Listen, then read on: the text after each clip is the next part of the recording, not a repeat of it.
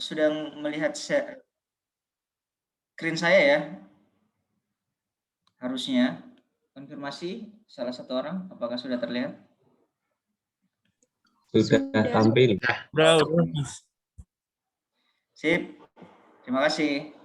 Nah, di hari kedua ini kita akan belajar, kalau kemarin kan dengan saya kita sudah belajar soal apa itu OpenStreetMap, pengenalan-pengenalannya, kemudian websitenya ya, jadi kita di situ bisa mengetahui website OpenStreetMap, kemudian melakukan pengubahan style, mencari objek, melihat informasi objek. Kemudian kita juga terakhir kemarin itu sempat nyoba editor yang untuk memetakan di OpenStreetMap yang langsung terkoneksi dengan browser ya, namanya ID Editor. Untuk hari kedua, hari ini kita akan belajar tentang tools pemetaan yang namanya Tasking Manager. Nah ini apa? Secara umum ini tools yang akan kita pakai ketika mau melakukan kegiatan pemetaan secara berkelompok. Nanti akan lebih dijelaskan oleh rekan-rekan saya. Dan di sini juga akan ada penjelasan soal pemanfaatan ID Editor yang kemarin kita coba itu di Tasking Manager, terintegrasinya kayak gimana. Dan terakhir nanti akan ada sedikit pengumuman terkait dengan kegiatan Mapathon atau kegiatan pemetaan bersama-sama yang akan kita lakukan. Jadi selama 2 jam ke depan, kurang lebih hingga jam 11 nanti, kita akan belajar terkait tasking, pemanfaatan ID Editor, dan informasi terkait Mapathon di hari ini. Ini sebagai gambaran awal untuk teman-teman agar nantinya juga hari ini jelas ya mau belajar apa gitu, jadi tidak bingung lagi. Itu saja untuk penjelasannya. Nanti hari ketiga kita akan jelaskan lagi di hari Senin. Kemudian kemarin memang karena kita asik untuk mendengarkan materi dari kami terkait dengan OpenStreetMap dan websitenya, kami kelupaan karena memang kami masih ada utang kuis ya.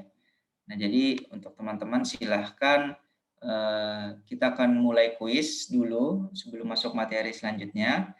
Nah kuis ini silakan teman-teman bergabung. Jadi kita langsung mulai saja buat teman-teman yang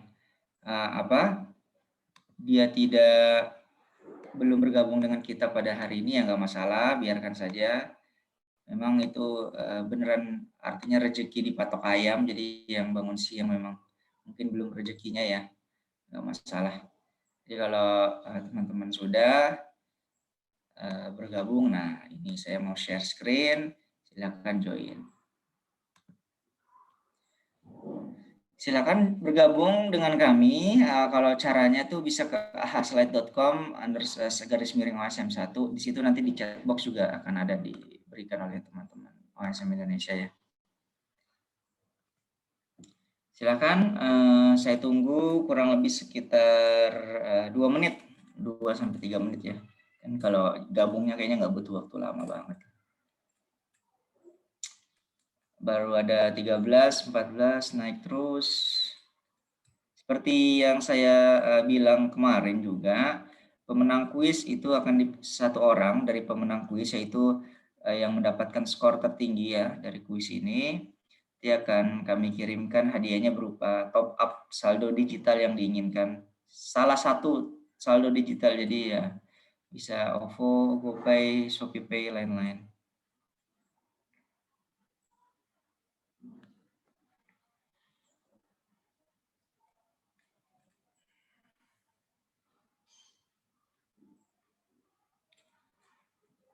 Ya, masih ada 2 menit lagi.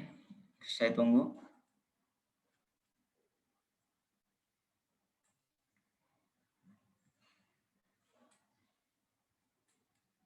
Ini juga sekalian kita kuis, sekalian mereview materi yang kemarin ya, yang kemarin saya share ke teman-teman.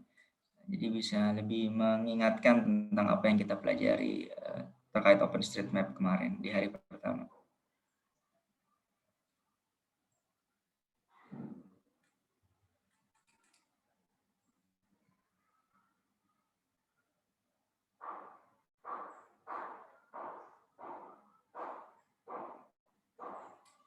Oke, udah ada 59 orang.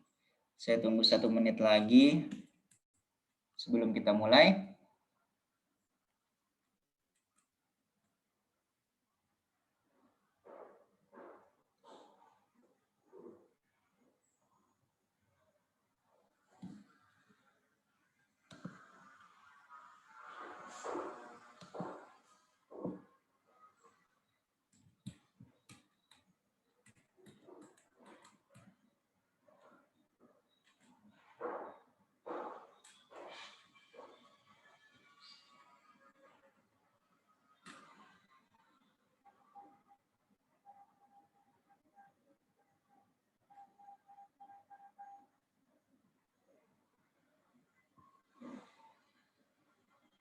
Yap, sebentar lagi kita tunggu. Sudah 65 orang, 69. Oke, kita mulai saja kuisnya ya. Saya mulai dengan hitungan ketiga, 1, 2, 3. Siap-siap. Pertanyaan pertama dari 5 pertanyaan. URL untuk mengakses halaman utama OpenStreetMap. Ayo dijawab. OpenStreetMap.id, OpenStreetMap.com, OpenStreetMap.co.id, OpenStreetMap.org. 1, selesai. Kita lihat jawaban yang benar adalah OpenStreetMap.org. Ada 1 orang menjawab ID, 5 orang .com, 1 orang .co. Jadi yang benar itu adalah jawabannya OpenStreetMap.org ya, untuk website utama OpenStreetMap. Jadi teman-teman jangan salah lagi. Kemudian kita lihat siapa yang memimpin. Itu ASMW, Assalamualaikum. ASMW 89 poin, diikuti Zara, dan yang ketiga dia. Jadi masih tipis ya. Oke, kita lanjut. Pertanyaan kedua dari 5 pertanyaan. Lisensi yang terdapat pada data OSM memungkinkan mengedit, membagikan, membuat. Lisensinya apa? Public domain, share alike, Creative Commons, non-komersial. Yap, masih mayoritas dari peserta bisa menjawab dengan benar, yaitu Open Data Common License atau ODBL dan Creative Commons. Tapi masih ada beberapa orang yang salah, nggak masalah. Jadi perlu diingat di data OSM kenapa dia bisa gratis terus bisa diedit dan dibagikan tanpa perlu izin ke siapapun, karena dia punya license, Open Database License, dan juga CC BY atau Creative Commons by Share Alike 2.0. Bisa juga dilihat di materi presentasi yang nanti akan kami bagikan ya. Di situ juga ada keterangannya. Ya, leaderboardnya ASMW sekarang sudah tahu, mungkin dia lagi jatuh sakit, emotnya kan tadi kayak sakit ya, mungkin kurang konsentrasi. Sekarang dipimpin oleh Berliana yang sedang marah-marah kayaknya dengan poin 173, dengan Azva diikuti Azva 172, dan Darajati yang sedang berbunga-bunga hatinya dengan poin yang sama 172. Kita mulai ya. Pertanyaan ketiga.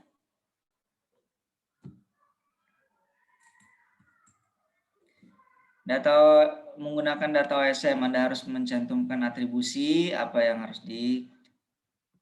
ditulis ketika kita sudah berhasil buat produk dari data OSM. Sumbernya kita tuliskan apa? Kontributor, user, editor, atau OSM. Yap, masih mayoritas teman-teman menjawab dengan benar, cuman kali ini tampaknya menurun ya yang menjawab benar. Jadi masih ada beberapa yang terkecoh.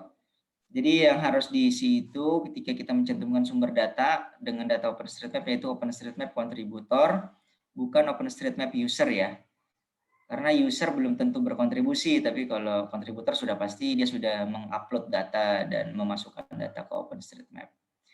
Kemudian juga ada yang kecele di sini, yang 3 orang OSM kontribusi. Sebetulnya ketika kita menuliskan lisensi sumber data dari OpenStreetMap itu harus ditulis lengkap ya. OpenStreetMap, jangan disingkat OSM kontributor. Jadi yang paling benar itu jawabannya adalah A. Kita lihat setengah perjalanan. Oke, sekarang masih Berliana, tampaknya emosi kekesalannya ini membawa dia menjadi lebih konsentrasi ya. Dengan 262 poin, diikuti dengan Salma, naik, walaupun dia tidak mau lihat, tapi tampaknya cukup bagus dalam menjawab pertanyaan. Dan Azwa dengan 259 poin. Masih ada kesempatan buat yang lain. Pertanyaan keempat. Berikut adalah objek yang dapat ditambahkan di OpenStreetMap kecuali bangunan, jalan, sungai, kepadatan penduduk. Yang mana yang tidak dapat dimasukkan ke dalam OpenStreetMap. Jadi ini kita juga hasilnya berdasarkan kecepatan tangan ya. Alhamdulillah 78 orang menjawab benar, hanya 1 orang yang menjawab jalan. Ya mungkin dia keselip ya, maunya menjawab yang sama kepadatan penduduk tapi mungkin tangannya berkata lain gitu ya. Dia tidak masalah, tapi mayoritas menjawab benar. Saya juga artinya sudah berpikir bahwasanya teman-teman sudah sangat memahami objek yang dapat diambil dan dapat ditambahkan di OpenStreetMap ya, seperti apa. Kita lihat masih tampaknya 3 orang itu Berliana, Azwa, dan Salma masih memimpin. Tapi Azwa dan Salma kayaknya saling bertukar posisi. Berliana masih tetap dia dengan kekesalannya memimpin kuis ini. Tapi masih ada kesempatan. Bahkan sampai Jessie pun yang sedang potong rambut itu masih bisa ya. Kalau dia pertanyaan terakhir ini bisa jawab dengan cepat. Oke, siap-siap. Pertanyaan terakhir kita mulai.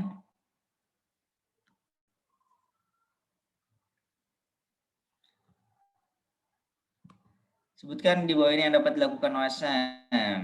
Pilih 5. Apa ya yang kita dapat lakukan di websitenya? Bisa menavigasikan, kita bisa mengganti tampilan, melihat informasi objek, membuat peta WebGIS, membuat akun, mengimpor peta OSM, membagikan tautan.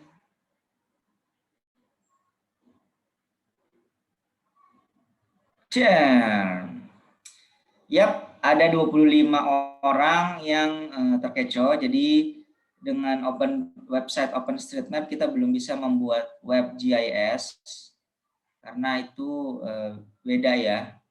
Itunya sendiri OpenStreetMap sudah memunculkan peta, jatuhnya sudah GIS digital. Jadi tidak seperti itu konsepnya.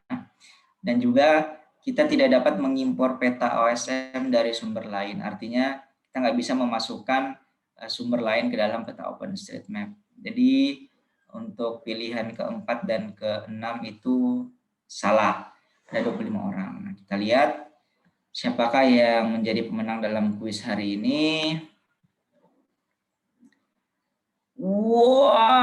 Waduh, tampaknya yang menang adalah Salma.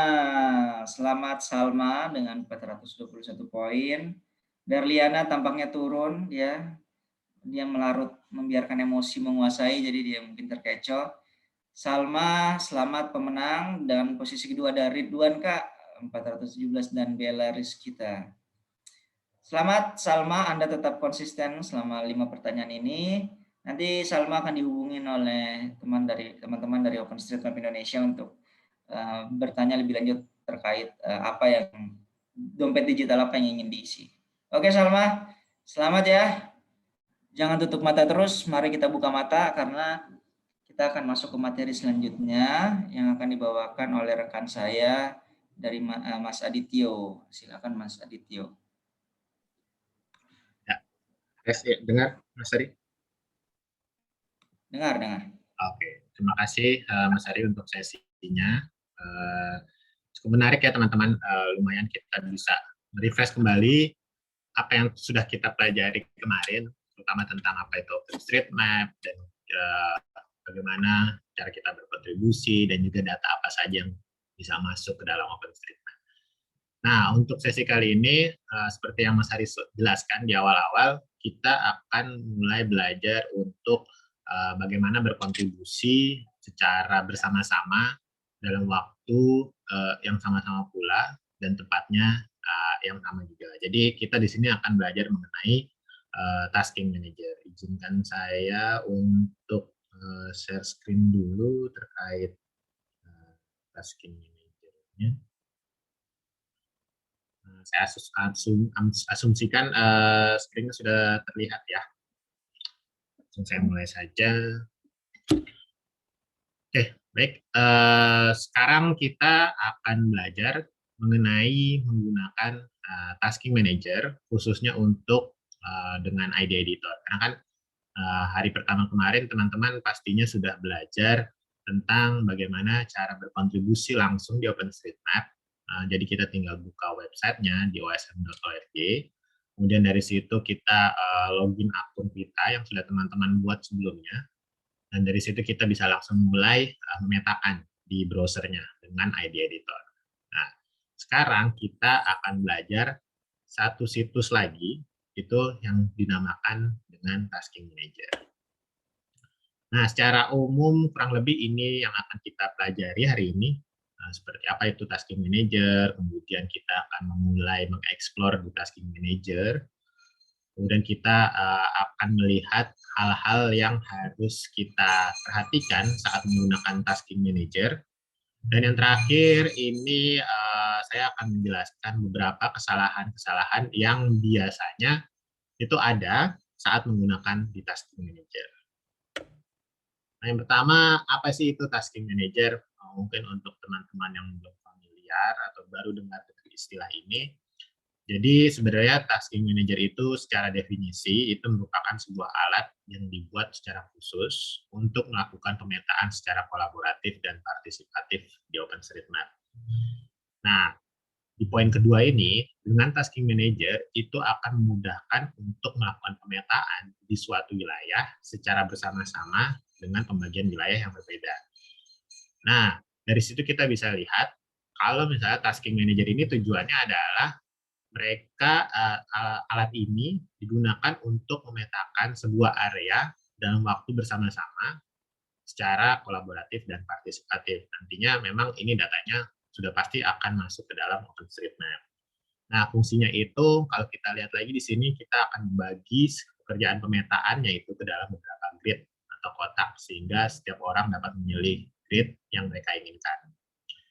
Nah, kemudian yang kedua fungsinya untuk memantau progres pemetaan. Jadi misalnya teman-teman ingin melakukan pemetaan di wilayah terdampak siklon Seroja. Karena sempat beberapa bulan yang lalu kita ada kejadian bencana alam di siklon Seroja di daerah Nusa Tenggara Timur.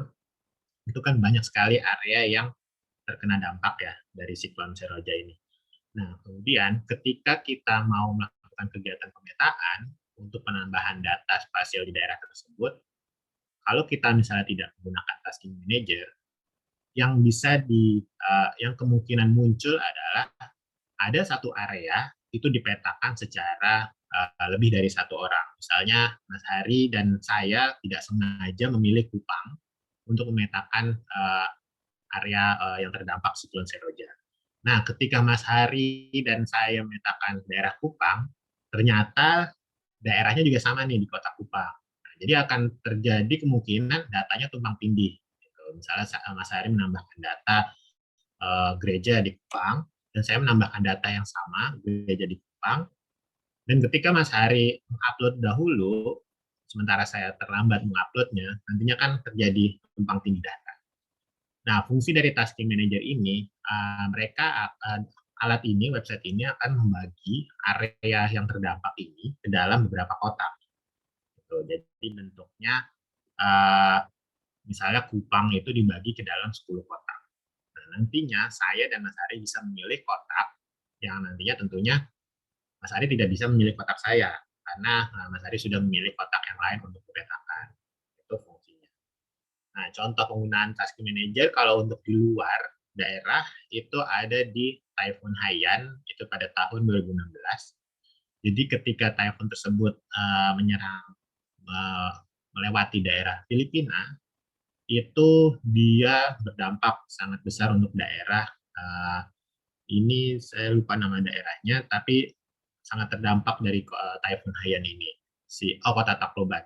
Nah, sehingga dilakukan kegiatan pemetaan secara bersama-sama dengan menggunakan tasking manager. Nah, hasilnya dalam 24 jam saja sudah terpetakan sebanyak 10.000 bangunan atau 25% dari total jumlah bangunan. Dan ini dilakukan oleh 33 orang relawan yang tidak hanya ada di Filipina saja, tapi ada juga di belahan dunia yang lain. Jadi di sini manfaat penggunaan tasking manager ini bisa terlihat. Kalau misalnya 33 orang itu memetakan area tanpa menggunakan tasking manager, teman-teman bisa membayangkan ya, kota Tacloban ini yang ada di peta, itu datanya pasti akan tumpang tindih karena dipetakan secara bersama-sama oleh 33 orang. Tapi kalau dengan menggunakan tasking manager, pastinya lebih terarah. Nah, ini contoh lainnya adalah saat di tahun 2018, saat terjadi tsunami di Selat Sunda, itu kan sempat terjadi tsunami ya yang menyerang beberapa daerah. Itu. Nah, di situ kita menggunakan tasking manager. Teman-teman bisa lihat di sini ada kotak-kotaknya yang tersebar di beberapa daerah ini. Nah, daerah-daerahnya ini adalah daerah-daerah yang wilayahnya terdampak tsunami. Ini kan harusnya di pesisir pantai, tapi ada juga yang request untuk pemetaan di wilayah yang agak jauh dari pantai. Nah, jadi BNPB memetakan menggunakan tasking manager ini dan akhirnya itu sudah berhasil dipetakan.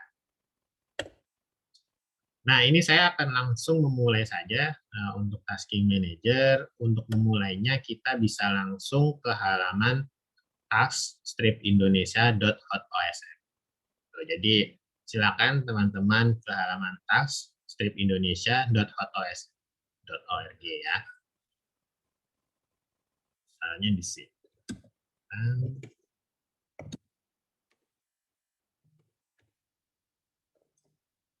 task-indonesia.hotosm.org. Nah, nanti mungkin rekan-rekan saya sudah mengirimkan linknya ya, link untuk ke tasking manajernya.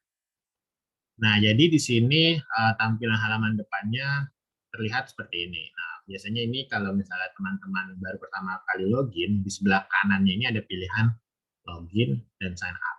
Kalau sign up itu apabila teman-teman belum mempunyai akun OpenStreetMap.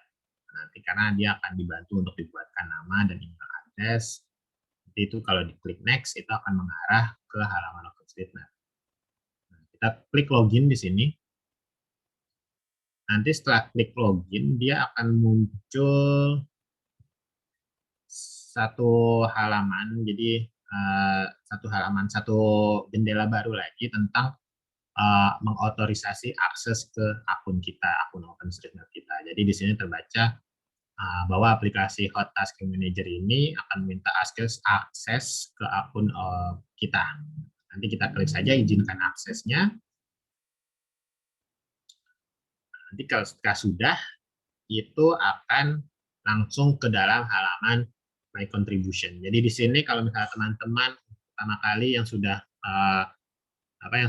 login dengan akun OpenStreetMap, di sini akan langsung diarahkan ke halaman My Contribution. Di sini teman-teman bisa melengkapi informasinya dari misalnya nama, terus email, kemudian kotanya, kemudian username-nya kalau misalnya ada misalnya teman-teman bergabung di Hot ID Slack, itu mungkin silakan bergabung.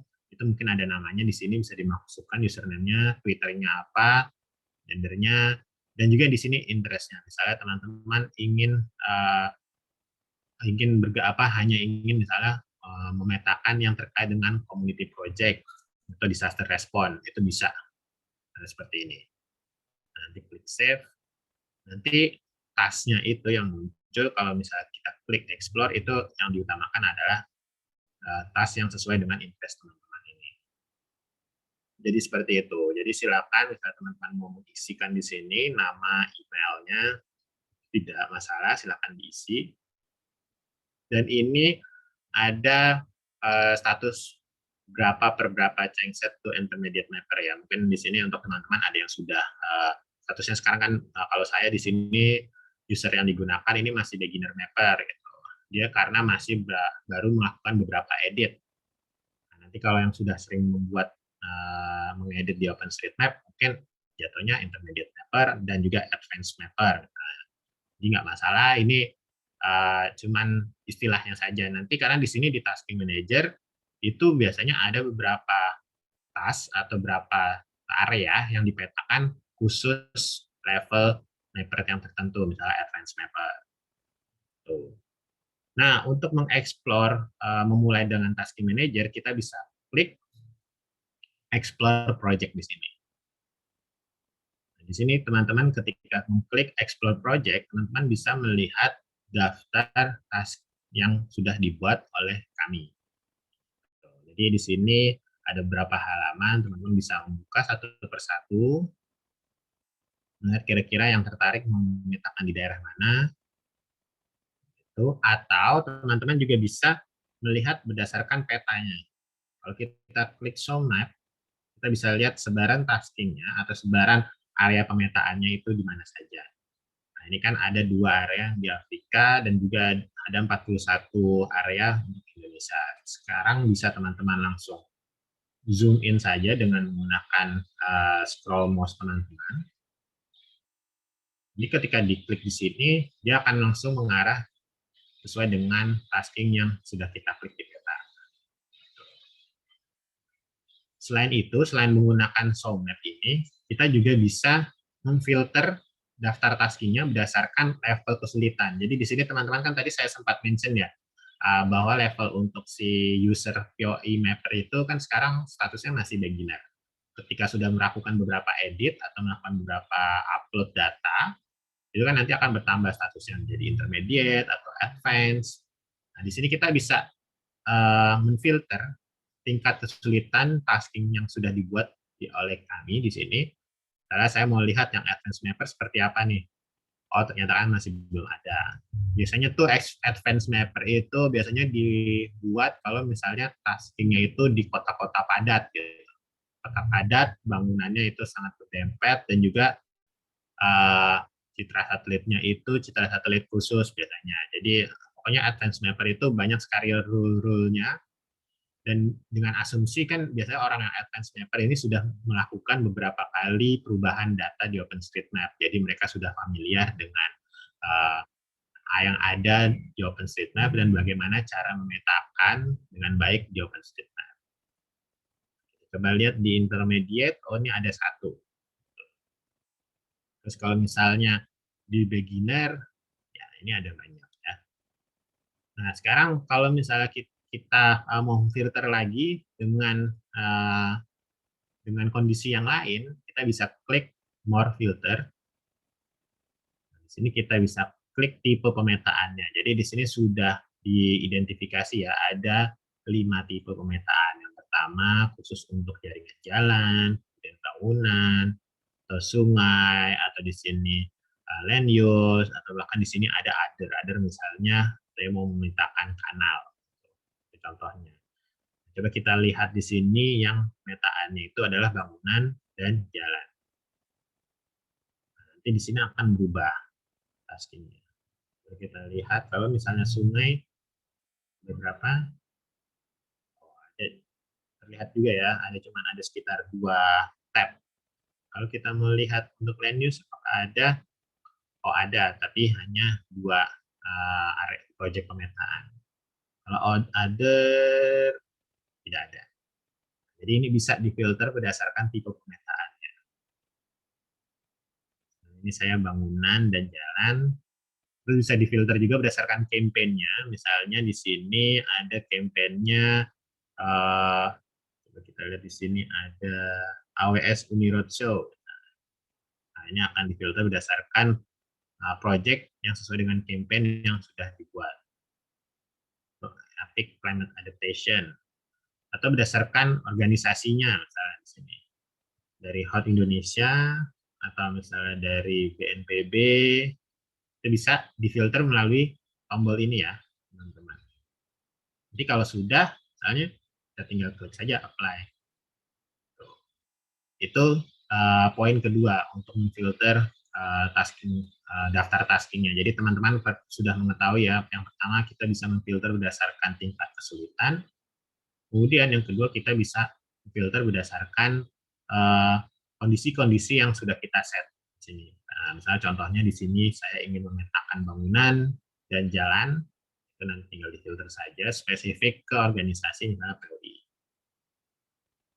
Nah, untuk saat ini kita akan mencoba memetakan daerah Lampung karena memang sempat sudah dijelaskan sebelumnya saat sosialisasi tujuan kegiatan pemetaan di proyek AWS Uni Roadshow ini adalah kita ingin menambahkan data yang ada di wilayah Sumatera dan Kalimantan. Sehingga untuk kegiatan kita, pelatihan ini, kita akan spesifik untuk memetakan daerah yang ada di wilayah Sumatera dan Kalimantan. Nah, sehingga untuk saat ini kita akan memetakan wilayah Lampung. Nah, kalau misalnya mau tahu wilayah pemetaannya seperti apa, kita bisa klik di tombol search project dan kita ketikkan misalnya Lampung. Nah, di sini akan ada Meketon University, Kota Metro, dan Lampung. Jadi kita akan memetakan nomor taskingnya 133. Jadi bisa ketik Lampung atau ketik saja di sini 133. Jadi dia akan memfilter berdasarkan nomor tasking. Kita klik. Nah, di sini untuk halaman pertama di Tasking Manager. Biasanya ketika kita sudah mengklik tombol kotak project yang ada di Tasking Manager, di sini akan ada deskripsinya terkait dengan projectnya. Misalnya ini untuk University Roadshow di wilayah Lampung. Tapi kalau contohnya yang lain ini untuk disaster response yang Siklon Seroja, deskripsinya akan berbeda juga. Biasanya ini menunjukkan gambaran umum, misalnya siklon tropis Seroja yang terjadi di wilayah NTT mengakibatkan apa-apa, itu deskripsinya. Kita baca lagi, akan lebih jelas lagi, dibuat oleh siapa, dan kita lihat ini timnya, informationnya, who can map, itu siapa saja yang boleh memetakan. Ini kan statusnya all user, jadi semua orang, apapun levelnya, baik itu beginner, intermediate, atau advance, dia bisa memetakan. Siapa yang bisa memvalidasi, yaitu semua orang juga, misalnya itu dia beginner, intermediate, atau advance, dia juga bisa memvalidasi. Cuman kadang di beberapa daerah, misalnya saya cek di sini, nah siapa yang bisa memetakannya ini all user, tapi yang untuk memvalidasinya, user dengan levelnya intermediate dan advance. Jadi kalau teman-teman sudah level intermediate dan advance, mungkin bisa membantu untuk memvalidasi. Tapi kalau misalnya belum, teman-teman tidak akan bisa bantu untuk melakukan validasi menggunakan Tasking Manager. Jadi ini saya garis bawahi ya, validasi menggunakan Tasking Manager. Itu bukan berarti teman-teman nggak bisa berkontribusi di memvalidasi data di OpenStreetMap. Tidak seperti itu. Ini hanya konteksnya menggunakan Tasking Manager. Karena kalau misalnya teman-teman mau langsung berkontribusi validasi data, bisa langsung ke halaman yang kemarin osm.org, kemudian langsung saja cek area yang mau teman-teman cek datanya atau diperbaiki, itu bisa langsung saja menggunakan ID Editor. Nah, kalau untuk di Tasking Manager, ini agar bisa lebih terkoordinir, kita terkadang melakukan beberapa rule di sini. Seperti kita men-set ini yang bisa validasi hanyalah orang-orang yang sudah intermediate atau advanced level. Nah, kemudian yang harus kita lakukan ini berikutnya adalah setelah kita klik di sini nomor 133, kita bisa klik langsung pilihannya di sini contribute. Jika kita klik contribute, dia halamannya akan berubah. Halamannya akan berubah, misalnya di sini ada deskripsi tasnya. Ini daftar tasnya. Kemudian ada deskripsi instruksinya. Nah, biasanya teman-teman harus selalu melihat instruksi yang ada di taskingnya, gitu, yang ada di project pemetaannya. Karena terkadang instruksinya berbeda-beda. Gitu. Misalnya untuk di 134 atau untuk siklon Seroja mungkin berbeda dibandingkan yang untuk Mapleton University Roadshow ini. Jadi silakan dilihat instruksinya secara baik-baik, misalnya melakukan pemetaannya, terutama untuk citra satelit ya. Imagery yang digunakan, Maxar Premium Imagery. Di sini juga terlihat ya, imagery yang digunakan adalah Maxar Premium. Jadi kalau misalnya teman-teman memetakan area ini, citra satelit yang digunakan adalah Maxar Premium. Kemarin kan sudah dijelaskan oleh Mas Hari bagaimana cara melihat citra satelit, baik itu melihat mengubah brightness-nya, kemudian mengubah citra satelit ke yang lain seperti Bing. Nah, itu yang untuk saat ini kita akan menggunakan Maxar Premium Imagery. Tipe pemetaannya pun di sini terlihat bahwa ini yang akan dipetakan adalah bangunan dan jalan. Nah, mungkin ada pertanyaan dari teman-teman. Kalau misalnya di sini dipetakan bangunan dan jalan, kira-kira kalau saya metakan sungai, yang saya lihat itu ada sungai, boleh tidak? Nah, jawabannya memang sebenarnya tidak masalah. Karena kan teman-teman yang memetakan ini kan akan langsung upload ke OpenStreetMap. Nah, cuman di sini agar bisa lebih terkoordinir, kita langsung set di awal bahwa yang ingin dipetakan atau yang ingin didapatkan datanya adalah data jaringan jalan dan bangunan. Gitu. Jadi teman-teman kalau bisa mengikuti sesuai dengan tipe pemetaannya. Kita scroll lagi di sini instruksinya. Kalau sudah, misalnya sudah membaca, kita bisa lihat langsung di bagian sebelah kanan. Ini ada petanya dan ada kotak-kotak. Nah, kotak-kotak ini teman-teman bisa pilih. Nah, itulah yang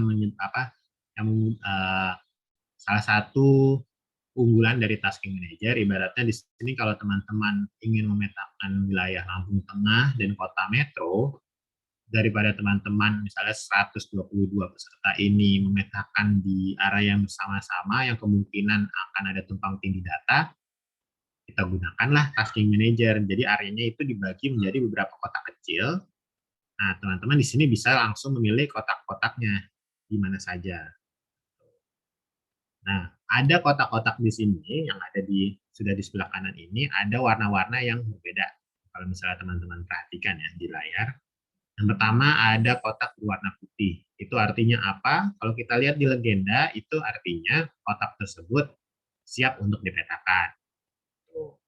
Jadi teman-teman bisa langsung memilih kotak-kotak yang wilayah yang warnanya putih. Nah, ada kotak yang berwarna di sini biru muda. Gitu ya. Itu artinya siap untuk divalidasi. Jadi bisa jadi di sini ada user yang sudah memetakan wilayah ini dan juga sudah diselesaikan pemetaannya dan kita tinggal menunggu user dengan role intermediate atau advance tadi yang sudah saya lihat tadi, saya perlihatkan di awal untuk memvalidasi kotak tersebut, memastikan apakah itu sesuai dengan citra satelit Maxar, memastikan apakah itu sesuai dengan bangunan jalan, dan juga kalau misalnya ternyata dia tidak memetakan bangunan dan jalan, tapi malah memetakan sungai, berarti kan tidak sesuai. Nanti akan diinvalidasi gitu. Nah, atau diinvalidasi atau misalnya di sini statusnya akan juga jadi kuning, more mapping needed. Berarti itu butuh dipetakan lagi gitu. Harus dibuka lagi kita kotaknya. Jadi orang butuh metain lagi, siapa tahu karena itu tadi areanya belum lengkap atau mungkin dia tidak memetakan bangunan jalan tapi memetakannya sungai saja atau bahkan mungkin dia memetakannya land use-nya aja dengan lahannya aja. Jadi dengan adanya tasking manager di sini terbentuk sistem kolaborasi. Jadi misalnya user memetakan kotak-kotak yang berwarna putih. Jadi ketika mereka sudah memetakan, ketika area yang sudah lengkap, mereka akan mensubmit atau memberitahukan bahwa area itu akan lengkap, sudah lengkap. Kotaknya akan berwarna menjadi biru. Nah, kemudian ada role lagi, ada satu peran lagi yang bernama di sini validator, mengecek apakah kotak biru itu benar-benar sudah terpetakan atau belum. Kalau misalnya ternyata belum terpetakan, si validator ini akan menginvalid kotak tersebut, gitu, akan membatalkan kotak tersebut. Misalnya, ya itu tadi saya sempat bilang, kalau misalnya ternyata butuh dipetakan lebih lanjut, berarti si validator akan merubah kotaknya menjadi warna kuning, mana kita bisa memetakan area tersebut lagi gitu. Jadi user dengan role apapun bisa memetakan area yang kotak berwarna kuning karena itu sudah diinvalidasi dengan si role validator itu. Nah, ketika ternyata validator mengecek kotak berwarna biru dan memang benar area tersebut sudah selesai dipetakan, dia akan mengubah warna kotaknya menjadi warna hijau. Nah, kalau hijau berarti itu sudah finish, sudah selesai. Jadi terbayang ya fungsi dari tasking manager itu kan di awal selain untuk koordinasi, jadi kita bisa tahu progres pemetaannya. Misalnya dari 100% kotak yang ada di sini ternyata baru terpetakan misalnya 10% atau bahkan 5% dari misalnya statistiknya.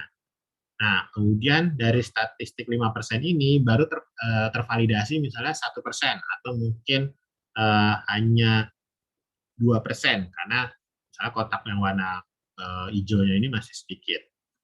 Jadi seperti itu salah satu fungsi dari tasking manager.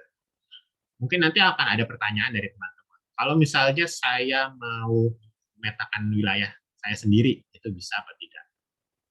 Nah, jawabannya itu bisa. Tapi bagaimana caranya itu bisa langsung menghubungi kita untuk kita buatkan area pemetaannya.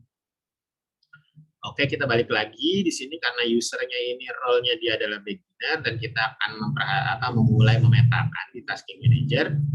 Kita tinggal mengklik kotak yang berwarna putih di sini. Nah, saya coba klik daerah ini. Jika sudah klik, teman-teman akan melihat di sini kotaknya ada highlight warna hitam. Kita pilih map selected task. Nah, halamannya akan berubah ya.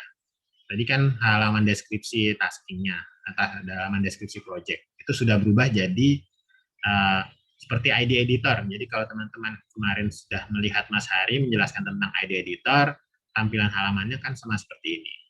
Gitu. Nah, teman-teman bisa langsung memulai memetakan. Tapi yang teman-teman perhatikan di sini mungkin di sini agak sedikit berbeda dari ID editor. Karena kan kalau di ID editor tidak ada nih kotak berwarna pink. Nih. Sementara kalau kita pakai tasking manager itu ada kotak berwarna pink. Pink atau magenta lah istilahnya. Jadi beda-beda. Intinya kalau saya melihatnya ini warnanya pink ya. Nah, kotak ini adalah area yang teman-teman pilih tadi. Gitu. Pilih waktu saya klik kotaknya dan map selected task. Nah, ini area warna pink ini area pekerjaan saya. Teman-teman harus memetakan hanya di wilayah kotak warna pink ini. Jangan sampai keluar area. Kenapa? Karena siapa tahu ternyata di sebelah sini di atas ada orang lain yang memetakan di kotak yang sama. Siapa tahu Mas Hari memetakan kotak yang berdekatan dengan saya. Misalnya Mas Hari di bagian utara, kemudian Mbak Sela di bagian selatan, Mbak Troy di bagian barat. Misalnya. Jadi kan kita harus memetakan di wilayah yang sesuai dengan kotak kita. Nah, kotaknya ini dengan menggunakan tasking manager, kotaknya akan terkunci. Dalam artian terkunci itu berarti misalnya kalau saya, misalnya Mas Hari memilih area yang sama, itu tidak akan bisa karena ini sudah dihakmilikan oleh saya. Nah, selama berapa lama? Kalau teman-teman lihat di sini, di bawah di sini sebelah kanan, di bawah penjelasan judulnya, ini ada 1 hour 1 jam 58 menit. Berarti teman-teman diberikan waktu selama 2 jam untuk mengunci kotak ini. Tuh, jadi ibaratnya kotak ini akan jadi hak milik teman-teman selama 2 jam. Nah, kalau misalnya sudah 2 jam seperti apa kondisinya? Nanti kotaknya akan ter-unlock dan orang lain bisa memilih kotak teman-teman. Gitu. Misalnya saya selama 2 jam metakan daerah sini, 5 menit pertama saya petakan, terus tiba-tiba saya harus keluar sebentar. Gitu. Misalnya keluarnya hanya waktunya cuma 30 menit, ketika saya balik, kotaknya masih punya saya karena kan masih terkunci. Tapi kalau misalnya sudah 2 jam, orang lain bisa memilih kotak saya ini. Gitu. Nah, di sini kita sama seperti yang sudah dijelaskan Mas Hari kemarin ya. Kalau untuk mulai memetakan, ini menggunakan titik, menggunakan untuk jalan, menggunakan garis, dan untuk bangunan ini untuk kita menggunakan area atau shortcutnya 3 di keyboard. Nah, kita pilih, ini kita menemukan bangunan ya, tapi kita cek dulu apakah benar background settingnya sudah menggunakan Maxar. Kita lihat, ya sudah menggunakan Maxar. Tadi kemarin juga sudah dijelaskan oleh Mas Hari ya, kalau misalnya ternyata gelap, ini cara kita mengubahnya seperti apa. Kita bisa nambahkan brightness-nya, atau mungkin kontrasnya ditambahkan, saturasinya juga ditambahkan atau dikurangi, sharpness-nya mungkin mau tambahkan biar lebih terlihat. Nah, itu bisa diubah-ubah. Nah, di sini saya melihat ada bangunan yang harus saya lakukan. Saya pencet tombol 3 untuk memetakan bangunannya. Bersama seperti kemarin yang sudah dijelaskan, tinggal bikin bentuk bangunannya, klik 2 kali, terus langsung pilih building, karena saya kan tidak tahu apakah ini musola atau ini mungkin tempat tempat kumpulnya warga. Saya kan tidak tahu, makanya kita pilih di sini adalah building, bangunan general, dan jangan diberikan nama langsung. Langsung saja kita setelah memberikan building, kita klik kanan, terus pilih Q untuk men-square-kan bangunannya. Jadi fungsinya Q itu kalau misalnya kita petakan bangunan baru, ternyata agak miring ya, bentuk bangunannya bentuknya tidak kotak. Ketika kita pencet Q, dia bentuknya akan diubah lebih ada sudut-sudutnya 90-90 lah, lebih square ya. Lebih kotak istilahnya. Jadi di sini tadi kan kalau misalnya teman-teman lihat kan tadinya bentuknya dia agak miring ya. Ketika saya pencet Q, akan bentuknya kotak. Tapi tentunya pencet Q-nya itu kita select dulu bangunannya, select garisnya. Intinya kalau sudah klip gini kan berarti sudah terpilih objeknya. Terus klik kanan, pilih square atau Q. Terus sama dengan bangunan yang lain dipetakan. Nah, kalau misalnya ada pohon, bukan berarti teman-teman mengatakan mengikuti garis pohonnya kayak gini. Dan seperti ini ya. Kan karena rumah, mungkin ya karena pohonnya besar, dia tertutup itu bagiannya, bentengnya. Tapi kan tidak seperti itu cara memetakannya. Yang benar itu adalah teman-teman ya petakan saja bentuknya.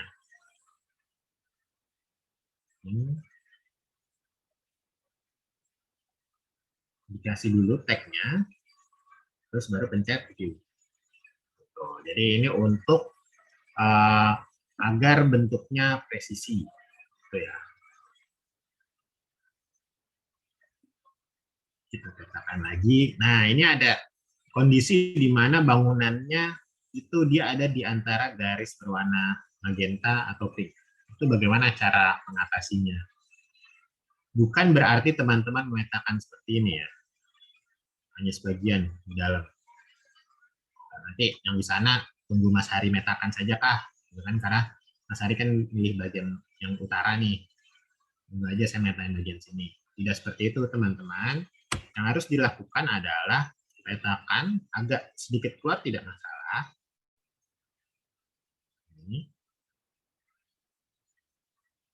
Ini tidak masalah, dilanjutkan. Nah, tidak masalah seperti ini, selama jangan terlalu kejauhan kayak misalnya, wah di sini ada bangunan saya mau metain juga. Nah, jangan seperti ini, karena kan ini sudah melewati dari kotak berwarna pink ini ya, magenta. Jadi kalau misalnya ada bentuknya seperti ini atau jaringan jalan, maksud saya petakan jaringan jalan yang belum terpetakan cuma sampai garis oranye ini, apa garis warna pink ini, kan tidak, harus agak dimajukan sedikit lagi dan nanti orang sebelahnya bisa melanjutkan. Ini saya coba petakan lagi.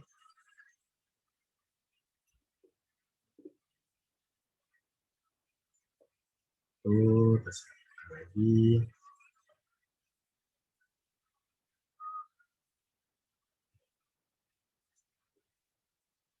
Ini agak keluar dikit.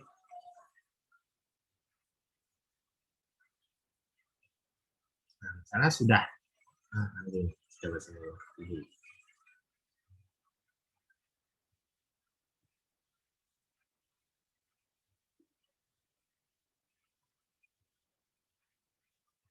Misalnya kan sudah seperti ini, sudah beberapa bangunan sudah dipetakan istilahnya. Saya rasa sudah dipetain semua nih. Yang dilakukan apa kemudian? Teman-teman kemarin sudah melihat ya, sudah diinformasikan oleh Mas Ari kalau misalnya sudah melakukan edit, kita bisa klik tombol upload. Nah, di sini ada namanya change set command. Nah, change set command ini manfaatnya apa? Di sini manfaatnya adalah misalnya untuk user POI mapper itu kan melakukan perubahan seperti menambahkan bangunan. Kalau misalnya di sini ada hashtag, misalnya setelah hashtag kita bisa menambahkan komen lain, menambahkan Citra Maksar Premium. Ketika di-upload, nanti akan muncul di history OpenStreetMap bahwa untuk daerah tersebut si user POI mapper melakukan editing di wilayah ini. Nah, mereka si user POI mapper ini dia menambahkan bangunan dengan tadi dengan apa? Dengan menggunakan Citra Maksar Premium. Jadi fungsinya change set comment ini semakin teman-teman menambahkan informasinya sebanyak mungkin, teman-teman melakukan apa, misalnya menambahkan jaringan jalan menggunakan Maksar Premium atau mengedit atribut bangunan karena saya tahu informasinya karena saya tinggal dekat situ. Semakin banyak komen apa yang teman-teman tulis di change set comment ini akan membantu user lain atau kontributor OSM lain untuk melihat perubahannya gitu. Misalnya oh si user POI mapper ini dia melakukan editing berdasarkan pemahamannya dia karena mungkin dia tinggal di daerah sini. Nah, misalnya kan seperti ini. Nah, kalau misalnya teman-teman tidak yakin dengan editannya, terus mau dia minta bantuan dari kontributor yang istilahnya sudah paham atau sudah familiar dengan OpenStreetMap, bisa diaktifkan tombol I would like someone to review my edit. Tapi kalau misalnya karena ini kan hanya menambahkan bangunan saja, ini bisa langsung diupload.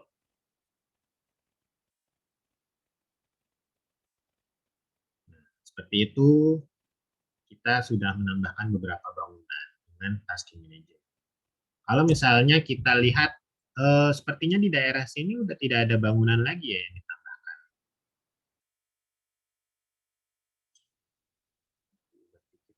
Posisinya di rotate. Posisi bisa tambahkan lagi.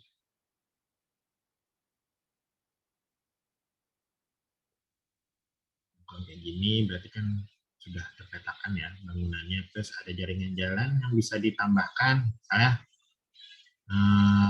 oh ini sepertinya nih jalan setapak nih, kita coba ya menambahkan jaringan jalan dengan cara apa? Kita klik tombol lainnya ya, coba tambahkan.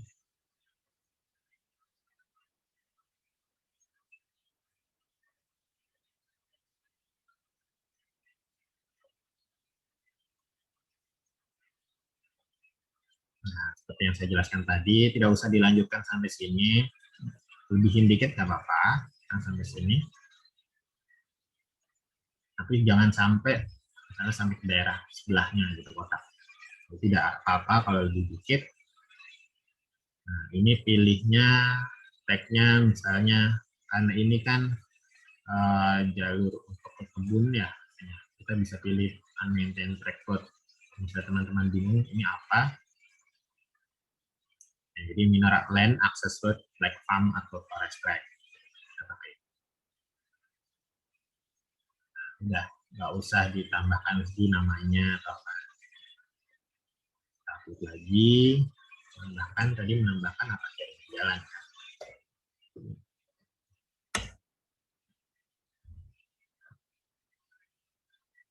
Ini biasanya muncul warning. Kenapa? Karena si jalan ini tidak terhubung dengan jalan lainnya.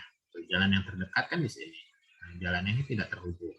Dia akan memberikan warning. Jadi di ID editor ini ada sistem untuk mengecek hasil pemetaan kita. Kalau misalnya jalannya tidak terhubung, itu akan muncul seperti ini. Yang bisa kita lakukan, kalau misalnya dekat dengan jaringan jalan yang sebelahnya, itu bisa continue drawing. Cuman kan kita ini agak jauh ya, sudah mencapai kotak dari user lain. Ya sebenarnya tidak masalah untuk si warning ini didiamkan. Tapi kita cek lagi warningnya seperti apa. Kalau di sini kan karena ini disconnected ya, tidak terhubung. Ini tidak apa-apa kalau misalnya kita hiraukan dahulu. Nanti kalau nanti berikutnya kita mau memetakan ya bisa langsung lanjut di kotak atasnya. Nanti klik upload. Nah, kalau kayak gini kan statusnya sudah dipetakan ya. Apalagi yang ada dipetakan kan tidak ada. Nah, kalau misalnya seperti ini, kita bisa klik di bagian task status, this task completely map. Ini ada pilihan yes, no, sama imagery is bad. Di sini kasusnya, kalau misalnya kotaknya sudah selesai dipetakan semua, kita pilih yes. Nanti submit task.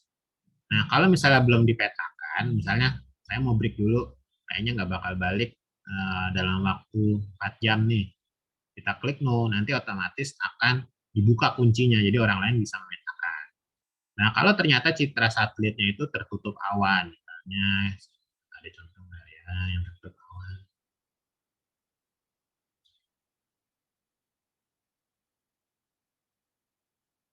Contoh misalnya kalau di daerah saya citra satelitnya tertutup awan, kita pilih imagery is bad, terus submit.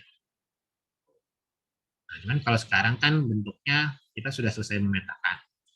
Klik yes, submit task. Nanti dia akan balik lagi. Dia akan balik lagi ke dalam kotaknya yang ada. Kotak yang tasking manager yang tadi, yang sudah kita awal-awal buka di daerah metro, kota metro Lampung Tengah. Jadi seperti itu teman-teman, cara berkontribusi menggunakan tasking manager. Nah, misalnya tadi di daerah saya mana ya? Kalau misalnya teman-teman mau tahu, tadi saya memetain daerah yang mana ya? Tinggal pilih kotak task. Sini kan ada last update nih. Oke, last update-nya saya di daerah ini. Oh, daerah sini nih. Kalau kita pilih zoom mask to task, kita akan nge-zoom ke dalam kotak yang kita yang terakhir diupdate oleh misalnya ini usernya POI Mapper. Kalau misalnya saya mau lihat Putri Amalia, dia memetakan daerah mana ya? Oh, di daerah yang warnanya merah. Nah, di merah ini adalah area prioritas. Biasanya kalau terjadi bencana dan dibikin task manager, yang warnanya merah itu yang diharuskan untuk dipetakan dan diselesaikan dahulu sebelum daerah yang warnanya putih. Nah, saya mau melanjutkan kotak di atasnya nih, karena ternyata belum dipilih oleh siapapun. Kita klik, nah bisa lihat task lagi. Nah, tadi saya mau melanjutkan nih warning yang tadi. Caranya seperti apa ya? Bisa pilih jalannya tadi. Terus kita bisa klik ini, titik ujungnya. Terus pilih 2. Lanjutkan. Ini. Menghubungkan saja dengan jalan yang terdekat.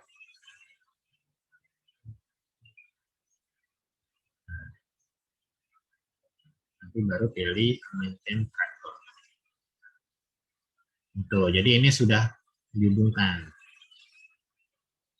dengan jaringan jalan yang terdekat. Tadi kan ini masih tidak terhubung dengan yang terdekat ya. Ini sudah, artinya sudah tidak ada warning lagi.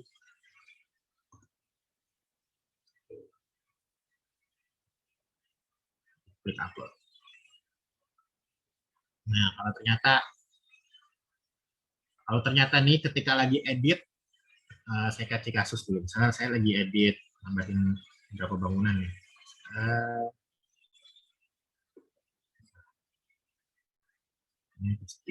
Nah, sudah lagi asik-asiknya edit nih.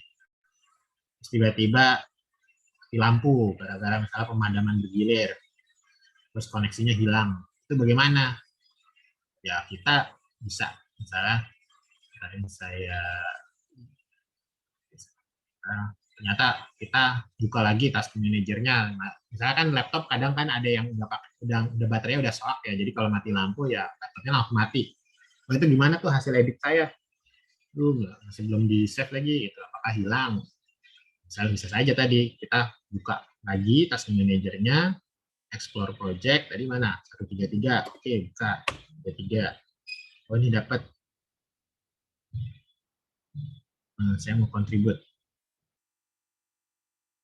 Ini ada di bagian pilihan resume mapping.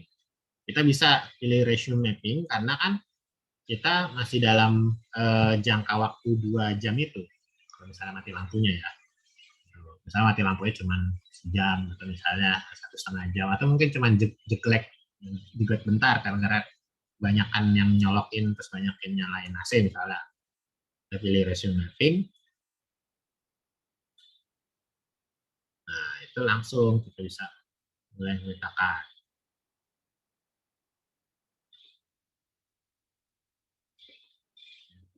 Lagi.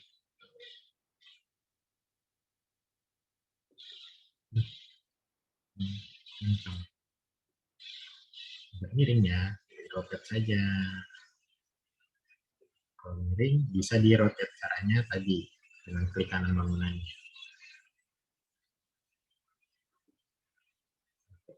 Nah, kalau misalnya lagi asik edit ternyata koneksi internetnya nggak bagus nih, kira-kira bilang nggak hasil editan kita. Nah, biasanya di sini akan muncul nih restore my edit. Jadi kalau kita klik restore my edit, itu dia akan menampilkan lagi hasil editan yang sudah kita tambahkan. Harusnya muncul di sini, tapi kok saya tidak muncul. Tuh. Nah, kalau misalnya, kegedean nih tempatnya, ternyata besar banget, saya nggak sanggup buat metain kotak ini, segitu banyaknya bangunan yang harus saya petain. Gimana ya? Kita bisa pilih split task. Ketika kita pilih split task, berarti kotaknya ini akan dibagi menjadi 4 kotak kecil.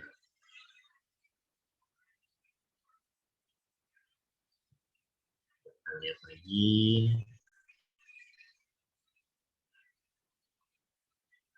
Nah, tadi kan satu kotak ya, cuman karena itu misalnya terlalu besar, itu di split. Tuh, jadi kotak-kotak kecil seperti ini. Nah, apakah kotaknya ini bisa di split lagi kalau terlalu besar? Sebenarnya bisa, cuman kan agak lucu ya kalau misalnya udah di split, ini udah nggak ada area yang dipetain lagi gitu. Ternyata ini cuma dikit, masuk kamu men-split lagi gitu, kotaknya kan semakin kecil lagi. Nah, itu seperti itu. Kalau misalnya ternyata waduh ini ganggu banget nih mas, panel sebelah kanannya ini bikin sumpek, saya metainnya nggak maksimal, gimana ya?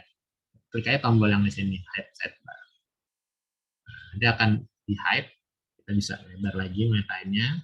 Jadi kalau sudah mau upload sudah mau mengunlock kotaknya, tinggal klik lagi, atau bisa pilih langsung select another task. Kalau select another task, itu kita bisa langsung memilih kotak yang lain. Lanjut lagi, misalnya, oh ini ada kotak yang sudah dipotong. Kalau saya mau pilih ini. Oh ada historinya. Historinya ternyata usernya itu 3 bulan yang lalu, Andinda Khadiza ini split kotaknya. Mungkin karena terlalu besar kali ya, kayak di split gitu. Padahal kan kalau dilihat-lihat, nah ini cuman hutan aja ya, maksudnya nggak usah di split juga nggak apa-apa. Ini tidak ada yang area dipetakan, apa yang harus dilakukan? Pilih yes, langsung saja, berarti dikomplitkan. Karena kan complete di map ya, karena bangunannya sudah tidak ada, jaringan jalannya juga tidak ada. Sementara kan target pemetaan untuk project ini kan jaringan jalan sama bangunan. Berarti kalau misalnya sudah tidak ada, oh ada nih satu.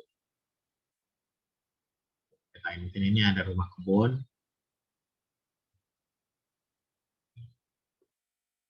Nah, kalau sudah selesai, diupload, menambahkan bangunan, menggunakan Citra Maksa Premium.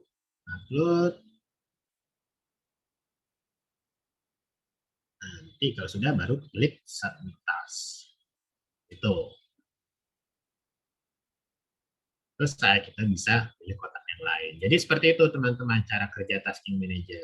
Di sini kita bisa lihat ada 1, 2, 3, 4, 5, 6, 7, 8, 9, 10. Ada 10 user yang sedang menggunakan tasking manager.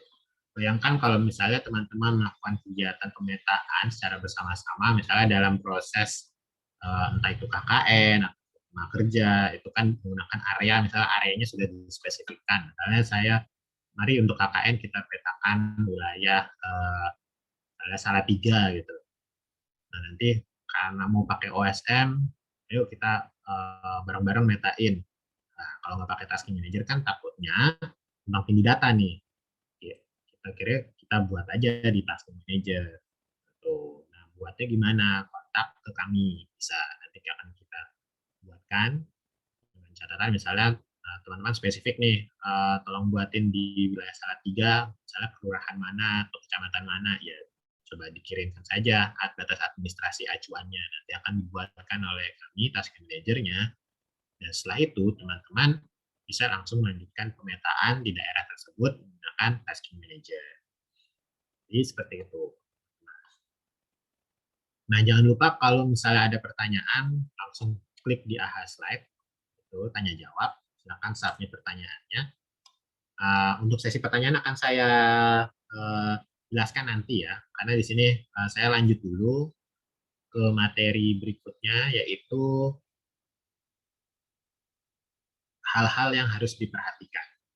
Jadi, ketika teman-teman melakukan editing dengan tasking manager, itu ada beberapa hal-hal yang harus diperhatikan. Salah satunya pertama, batas waktu pengerjaannya. Tuh, ya 2 jam. Jadi kalau misalnya teman-teman mengunci satu kotak, itu akan terkunci selama 2 jam. Orang lain nggak bisa pilih, tadi kan sudah saya jelaskan. Kalau misalnya dalam 2 jam itu teman-teman mau berhenti dulu, bisa klik. Kemudian berikutnya, jangan memetakan objek di luar area tasking yang berwarna kotak pink ini. Kenapa? Tadi sudah saya jelaskan lagi, siapa tahu ada orang atau user lain yang memetakan di kotak di atas kita atau di bawah kita. Berikutnya, untuk bangunan itu tidak masalah kalau misalnya sedikit agak keluar dari kotak berwarna pink. Jalan juga tidak masalah, tidak apa kalau misalnya sedikit keluar. Tapi kalau misalnya sangat jauh, terpetakan di luar daerah yang berwarna pink, itu sebaiknya tidak perlu dilakukan gitu ya. Dibiarkan saja, nanti misalnya kita unlock, kita lanjutkan di kotak di atasnya, itu tidak apa-apa. Kesalahan-kesalahan yang biasanya sering terjadi kalau kita menggunakan mapping menggunakan task manager atau ID editor. Yang pertama, ini adalah jaringan jalan tidak terhubung dengan jaringan jalan yang lain. Jadi tadi kan sempat terlihat ya, ada jaringan jalan yang saya tambahkan, itu istilahnya dia tidak terhubung dengan jaringan jalan terdekat. Nah, itu muncul warning nih. Kenapa muncul warning? Karena ibaratnya teman-teman bayangkan, misalnya teman-teman menggambarkan jaringan jalan untuk rumah teman-teman. Misalnya dari rumah teman-teman ke kampus, itu kalau misalnya mengikuti jalan santai motor, itu rute tercepat itu 2 jam. Nah, misalnya ya, kan jauh banget misalnya. Nah, kalau misalnya ada jaringan jalan yang tidak terhubung, dalam rute tercepat itu, tentunya kan berarti statusnya jaringannya itu tidak terbaca dalam rute navigasi kita. Siapa tahu bisa nambah lagi rute tercepat kita, bisa nambah jadi ternyata 2 jam 30 menit. Karena memang si jaringan jalannya ini tidak terhubung. Gitu. Jadi ini sebaiknya dihubungkan agar bisa digunakan untuk keperluan navigasi. Atau misalnya sesimpel kayak teman-teman order online. Misalnya kemarin McD gitu kan. Karena misalnya rutenya padahal deket nih dari McD ke tempat rumah teman-teman, tapi karena di petanya itu jaringan jalannya tidak terhubung gitu, dan mereka menggunakan data OSM untuk jaringan jalannya, akhirnya muter-muter, akhirnya ongkirnya lebih jauh gitu kan. Itu bisa jadi salah satu penyebabnya kalau kita tidak menghubungkan jaringan jalan yang kita buat ke jaringan jalan yang terdekat. Nah, terus ada lagi persimpangan jalan yang tidak terhubung. Jadi ini kasusnya kalau misalnya di persimpangan jalan kan harusnya dibuat titik di tengah. Karena dengan dibuat di titik di tengah, itu akan terbaca bahwa jalannya itu saling terhubung. Karena kalau misalnya tidak ada titik di tengah, siapa tahu itu adalah misalnya underpass gitu, jalan layang, atau misalnya itu terowongan dia lewat ke bawah. Itu siapa tahu rute navigasinya seperti itu, bisa jadi gitu. Kenyataannya seperti itu, kenyataan di lapangannya adanya underpass atau adanya adanya jalan layang gitu kan, bisa seperti itu. Kalau misalnya bentuknya kayak gitu, itu tidak masalah tidak dihubungkan titik. Tapi kalau ternyata itu adalah persimpangan jalan, itu harus ditambahkan titik gitu, agar mengikat dua segmen jalannya itu. Lagi-lagi untuk keperluan navigasi juga. Nah, bangunan bertumpang tindih dengan jaringan jalan. Biasanya terjadi kalau misalnya kita semangat lagi metain bangunan nih. Kita lagi, wah asik nih, baru dapat ilmu, akhirnya kita metain jalan dan bangunan, tapi nggak sengaja agak nempel sama bangunan, jaringan bangunan dengan jaringan jalannya saling agak sedikit tumpang tindih, nggak kelihatan, kita kurang ngezoom gitu. Nah, ini biasanya muncul warning karena statusnya berarti kan jaring rumahnya ini menutupi jaringan jalan beratnya gitu. Kalau diistilahkan dalam kondisi sebenarnya kan nggak mungkin seperti itu. Kita perbaiki, kita geser rumahnya, kita bentuknya kita coba perbaiki lagi, titiknya yang berwarna putih itu kita geser ke dalam sesuai dengan bentuk bangunannya. Atau kalau ternyata memang bangunannya itu memang sengaja seperti itu, dia tumpang tindih. Ada misalnya ada bangunan gedung, ada jalan di tengahnya. Nah, kalau kayak gitu lebih kompleks sebenarnya.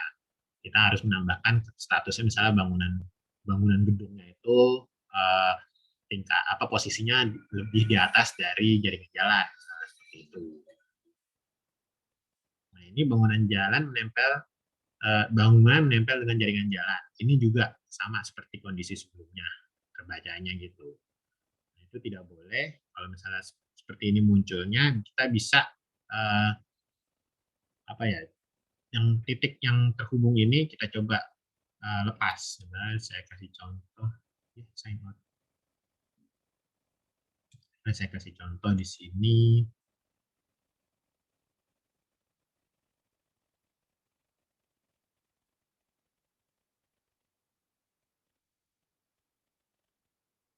Misalnya kertas. Misalnya tadi ada bangunan, anggaplah contoh ya, bangunan nempel titiknya.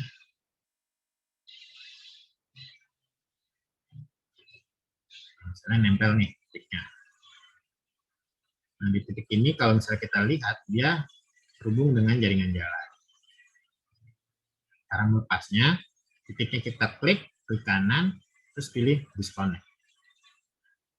Nanti kalau sudah, tinggal geser. Seperti itu. Ini dia, lihat dulu. Bagi dulu, sudah. Jadi seperti itu ya. Nah, ini bangunan tumpang tindih dengan bangunan lain. Itu juga tidak boleh.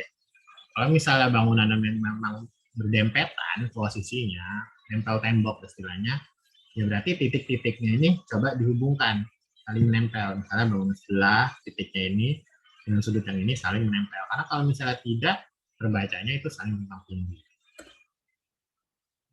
Nah, ini biasanya muncul kalau misalnya kita lagi asik edit, nanti aja kasih tag-nya gitu. Itu sebenarnya kalau kita pilih upload, datanya terupload ke OpenStreetMap.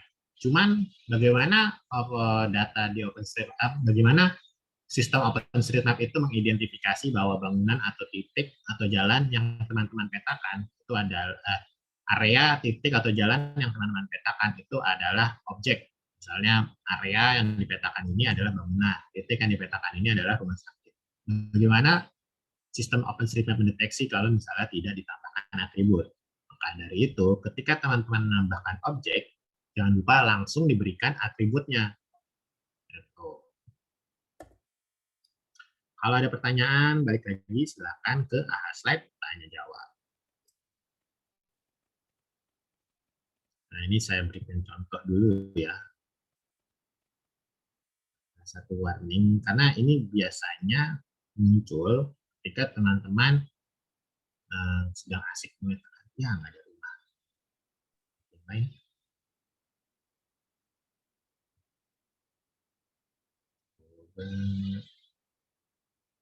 Di daerah kota.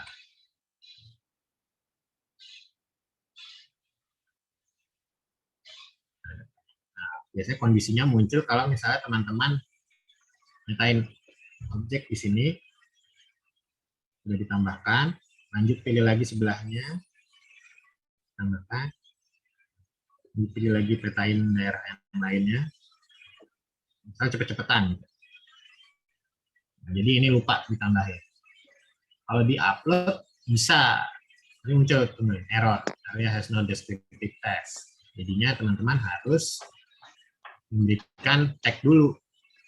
Nah, caranya kita klik aja, berikan tag-nya, terus cek lagi, ini select feature, berikan tag-nya, ini select feature, dan berikan tag-nya. Jadi seperti itu teman-teman. Nanti tinggal di-upload. Itu contoh tadi warning yang muncul ketika teman-teman lupa menambahkan tag. Nah, kita akan lanjut lagi ke sesi berikutnya. Kalau misalnya ada pertanyaan, silakan tanya menuju ahaslide.com/tanya jawab. Kita lanjutkan lagi. Nah, kita akan menggunakan ID editor. Jadi, ID editor itu apa? Rapid ID itu siapa sih? Tadi kan teman-teman sudah tahu tentang kalau editing itu kita pakai ID editor. Di sini kok ada lagi Rapid. Nah, Rapid itu tuh apa sih? Sebenarnya kalau kita definisikan, Rapid itu, ini dia langsung deskripsinya. Ya, jadi Rapid ID ini, Rapid dengan ID editor itu sama tampilannya. Fungsinya juga sama. Nah, cuma yang membedakan adalah si Rapid ini dia ditambahkan fitur dari AI. Jadi dari AI yang sedang didevelop oleh Facebook, dia mendeteksi jaringan jalan yang berpotensi untuk dipetakan yang terlihat dari citra satelit, di mana itu belum terpetakan di OpenStreetMap. Dengan bantuan AI-nya ini, dan dengan bantuan AI, Rapid akan memberitahukan kalau misalnya ada nih jaringan jalan yang belum dipetakan. Kamu mau nggak metain, kamu mau nggak mengidentifikasi objek ini sebagai jaringan jalan?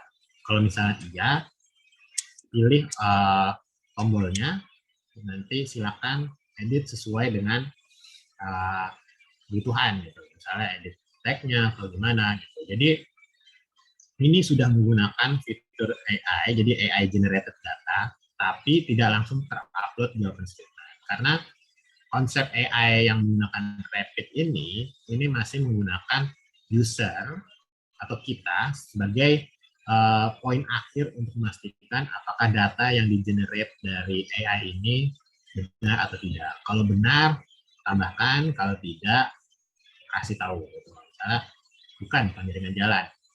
Informasikan ke AI. Nah, kalau untuk mau menggunakan Rapid, caranya seperti apa? Misalnya ini, sebenarnya tidak jauh beda dengan teman-teman menggunakan ID editor atau Rapid. Nah, cara menggunakan Rapid itu seperti apa? Misalnya coba saya pilih daerah mana ya?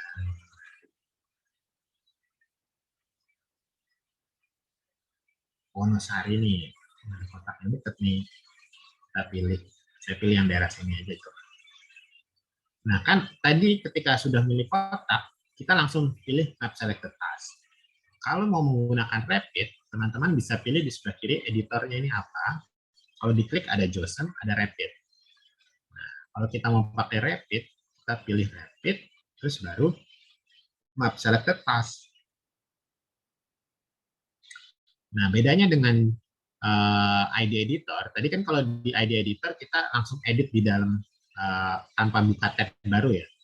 Nah, kalau pakai Rapid ini akan buka tab baru. Nah, tampilannya juga akan berbeda, tapi tidak jauh beda dengan ID editor. Bentuknya hampir sama familiar. Cuma di sini ada pilihan Rapid Assist. Gitu ya. Rapid Assist, terus kita bisa mau lihat, mau menggunakan Facebook Road, building, building, tapi ini masih belum ada di Indonesia, baru ada beberapa daerah seperti Afrika dan Amerika. Tapi kalau untuk Facebook Road itu ada. Nah, nanti di sini, oh ternyata ya tidak ada karena mungkin belum di-generate oleh AI. Berarti kita close, select another task. Contohnya lagi, tadi coba di area sebelahnya. Sari, saya coba di sini. Pilih Rapid. Enggak ya? Oh, ada nih. Nah, ini kalau kita lihat di sini ada warna magenta. Warna magenta ini adalah data yang sudah di-generate oleh Rapid. Gitu. Jadi data dari AI di-generate ini potensi jaringan jalan. Belum dipetakan di OSM, jadi silakan pakai data AI seperti itulah. Caranya gimana? Kalau kita tahu, oh iya benar nih jaringan jalan, karena ada bentuknya nih. Pilih, klik. Nah, use this feature. Kalau misalnya kita mau menggunakan data dari AI dan kita tahu kalau oh iya ini benar jaringan jalan kalau dilihat dari citra satelit. Nah, nanti dia otomatis akan ditambahkan dengan tag-nya default-nya itu residential road. Nah, baru fungsinya tugas kita adalah menyamakan dengan tag yang terdekat. Saya tag yang terdekat adalah minor or unclassified road. Berarti di sini kan kita ubah residential. Kita coba ubah aja jadi ke minor unclassified karena kan sesuai dengan yang tag yang terdekat. Sama lagi lanjutannya use this feature atau no, ignore. Kalau misalnya use kita klik tambah, kita ubah residential road-nya unclassified. Wah, muncul warning nih. Nah, apa ya? Coba kita lihat dulu, minor unclassified road is disconnected from other road. Padahal kan terlihatnya nempel ya. Kita coba perbesar. Oh, ternyata belum nempel. Nah, kita caranya bisa pilih continue drawing from end. Kita tempel di sini, sudah terhubung, klik 2 kali, coba bentuknya dirapihkan. Nah, kalau sudah, tahapannya sama. Data dari sini kita tinggal klik upload. Ya, menggunakan jalan menggunakan Rapid dan Maxar Premium. Oh, jadi saya tambahkan jaringan jalan menggunakan Rapid dan Maxar Premium jadi klik upload.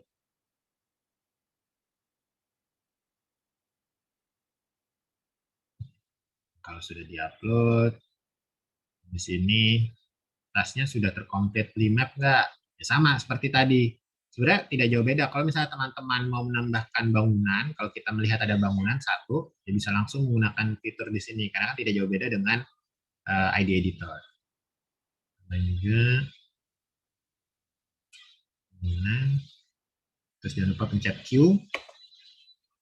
Terus upload lagi. Jadi menggunakan bangunan. Menambahkan bangunan. Maksar. Nah, kenapa rapidnya tidak saya mention? Karena kan kita add manual ya. Kalau tadi kan jaringan jalan pakai rapid. Ya, upload. Nah, kalau sudah, harus dilakukan satu lagi. Misalnya sudah terpetakan semua, itu ini di close. Kalau udah terpetakan di close, ini kan belum ya. Di close, nah nanti di sini tinggal pilih yes. Kalau sudah dipetakan semuanya, kalau belum kita pilih. Jadi itu teman-teman. Tadi kita sudah belajar menggunakan tasking manager by default atau secara pengaturan bawaan kita ini masih menggunakan ID editor. Nah, ada satu lagi editor yang namanya Rapid. Nah, bedanya apa? Sebenarnya kalau dari sisi fiturnya, penambahan Rapid ini adalah sudah ditambahkan dengan AI Assist. Jadi ada data yang sudah di-generate dari AI khusus jaringan jalan. Kalau untuk bangunan masih belum, karena masih dalam tahap develop. Nah, kalau di sini ada lagi satu lagi JOSM, tapi ini kita tidak akan bahas karena itu editor lain. Kita yang kita bahas di sini kita praktikkan adalah Rapid dan ID Editor. Tuh, jadi semoga teman-teman paham dengan materi kali ini. Akan saya coba lihat di Q&A ada beberapa pertanyaan. Oke, yang pertanyaan pertama, kamu bertanya untuk hasil digitasi proyek tiap partisipan apakah akan divalidasi kebenaran datanya. Dan untuk validasi datanya menggunakan metode seperti apa untuk mendapatkan data yang dapat dipercaya. Jadi sebenarnya ini bisa teman-teman lihat kalau kemarin sudah ada sempat di-share oleh saya, ada FAQ-nya. Jadi memang validasi itu pertanyaan yang paling familiar, yang paling sering ditanyakan oleh peserta ya. Dan metode validasinya pun bermacam-macam. Nah, sebenarnya kalau kita bisa bilang setiap hasil digitasi itu kalau misalnya kita dicek itu kalau misalnya ada kontributor lokal di daerah tersebut, itu kontributor lokal itu bisa memvalidasi kebenaran datanya. Jadi misalnya teman-teman menambahkan bangunan, itu kalau ternyata dari kontributor lokalnya itu tahu kalau teman-teman menambahkan bangunan, tapi itu ternyata bukan bangunan, itu hanya lapangan, karena mungkin citra satelitnya udah outdated nih, itu udah runtuh jadi lapangan aja, bangunannya udah 3 tahun yang lalu udah hilang, itu bisa divalidasi. Jadi metode validasinya sangat bergantung dari pemahaman kontributor lokal yang paham dan familiar dengan daerah tersebut, itu satu. Yang kedua, itu teman-teman bisa melakukan survei lapang untuk cross check daerah yang teman-teman petakan. Misalnya di sini kan Lampung, tidak mungkin ya untuk dilakukan survei lapangan. Tapi sebenarnya mungkin saja kalau teman-teman mau melakukan skripsi di daerah tersebut. Gitu. Pasti kan ada cross check datanya. Apalagi data yang ditambahkan kan kita tadi baru bangunan umum, belum sampai tagging seperti pemberian atribut seperti misalnya ya, atapnya itu dari mana, apakah itu seng atau mungkin itu genteng, terus temboknya itu apakah bata atau mungkin kayu, gitu. Nah, itu kan bisa divalidasi dengan survei lapangan. Gitu. Nah, jadi metode seperti apa untuk mendapatkan data yang dapat dipercaya sebenarnya metode yang paling bisa, yang paling manjur istilahnya untuk memvalidasi data ya itu dengan melakukan cross check di lapangan. Jadi turun langsung ke lapangan untuk memastikan objek-objek tersebut. Misalnya di sini terlihat nggak ya?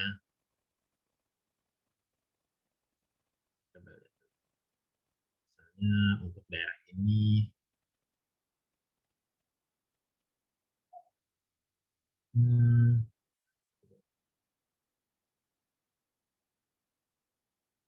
nah misalnya seperti ini deh. Kalau misalnya bentuk bangunan kayak gini, citra satelit, kan kita bisa tahu ya kalau misalnya kita sudah familiar, oh ini mungkin masjid kali ya. Nah, cuman kan kalau misalnya kita tambahin ubah datanya itu, kalau kita petakan bukan bangunan tapi place of worship, sebenarnya kalau untuk validasi datanya ya memang kita harus turun langsung ke lapangan. Kalau misalnya untuk tahu ini beneran masjid apakah bukan, dan misalnya masjid ini namanya apa, gitu. Atau dengan bantuan dari kontributor lokal, misalnya sudah dipetakan, oh iya ini bukan bangunan umum, ini saya tahu ini masjid masjid nih, ini dekat rumah saya masjidnya, itu validasinya. Dan kemudian misalnya, wah ini kok ada yang metainnya agak mencong-mencong ya gitu. Saya sebagai user juga bisa memperbaiki datanya. Mungkin karena belum dipakein tombol Q, belum dirapikan lagi ini tombol penggunaannya.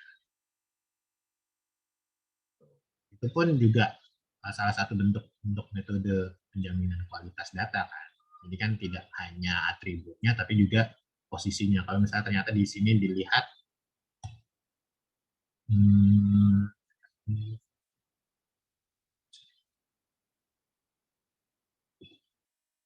kayaknya bukan bangunan nih, berarti saya harus hapus. Itu salah satu metode penjaminan kualitas datanya. Semoga menjawab. Serina Desander, selamat pagi. Kontribusi besar paid atau unpaid? Ya, jadi sebenarnya kontributor di OSN itu jatuhnya volunteer ya.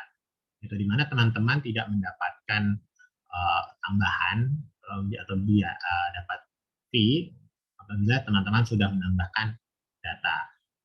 Secara umum kontributornya itu sifatnya volunteer. Cuman ada beberapa daerah yang dari HOT kita, HOT atau Perkembangan OpenStreetMap Indonesia ini melakukan proyek pemetaan. Misalnya di Jakarta atau di Semarang, kita sempat melakukan kegiatan proyek pemetaan di lapangan untuk mengumpulkan data-data infrastruktur dan juga batas administrasi. Nah, itu sudah masuk ke dalam proyek sehingga kontributornya itu adalah paid gitu. Dan juga ada beberapa kontributor lain seperti kemarin Mas Hari sempat mention gitu. Ada username Grab siapa gitu. Nah, itu adalah kontributor dari ride hauling Grab yang bertujuan untuk memetakan daerah OpenStreetMap. Jadi di OpenStreetMap itu selain volunteer ada juga paid mapper-nya.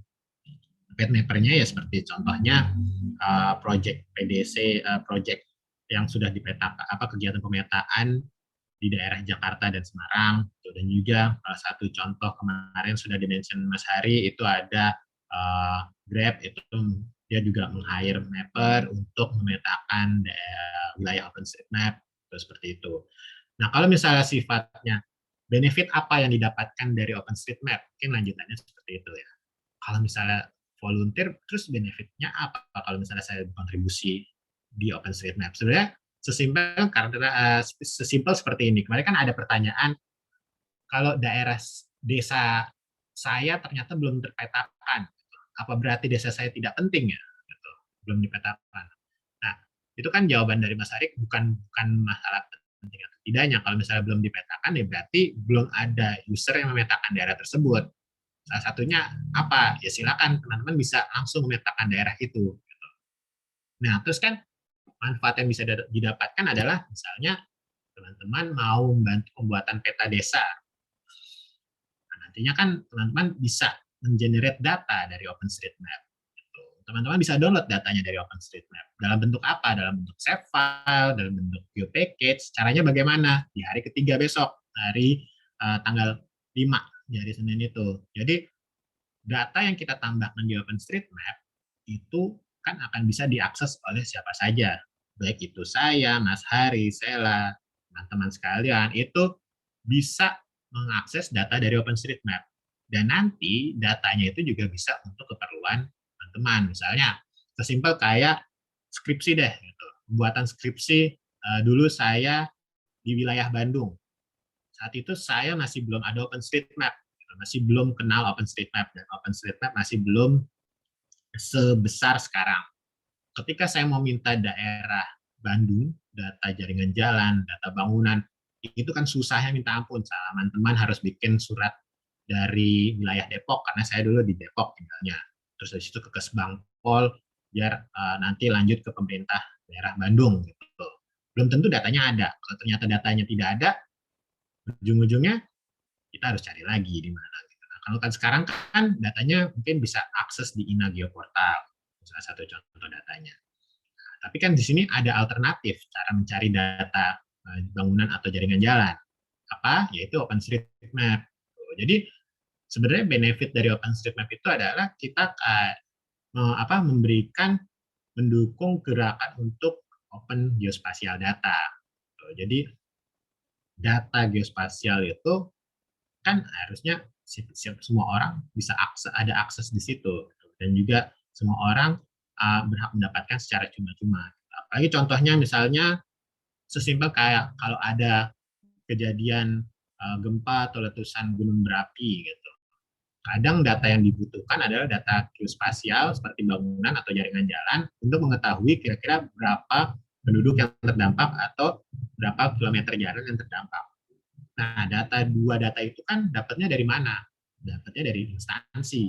Nah, cuman kan pasti antar instansi itu ada yang namanya birokrasi ya. Kita harus bikin surat dulu ke instansi ini untuk minta datanya. Belum kalau misalnya ternyata instansi itu orangnya lagi nggak masuk, gitu. Akhirnya nunggu lagi besok ini.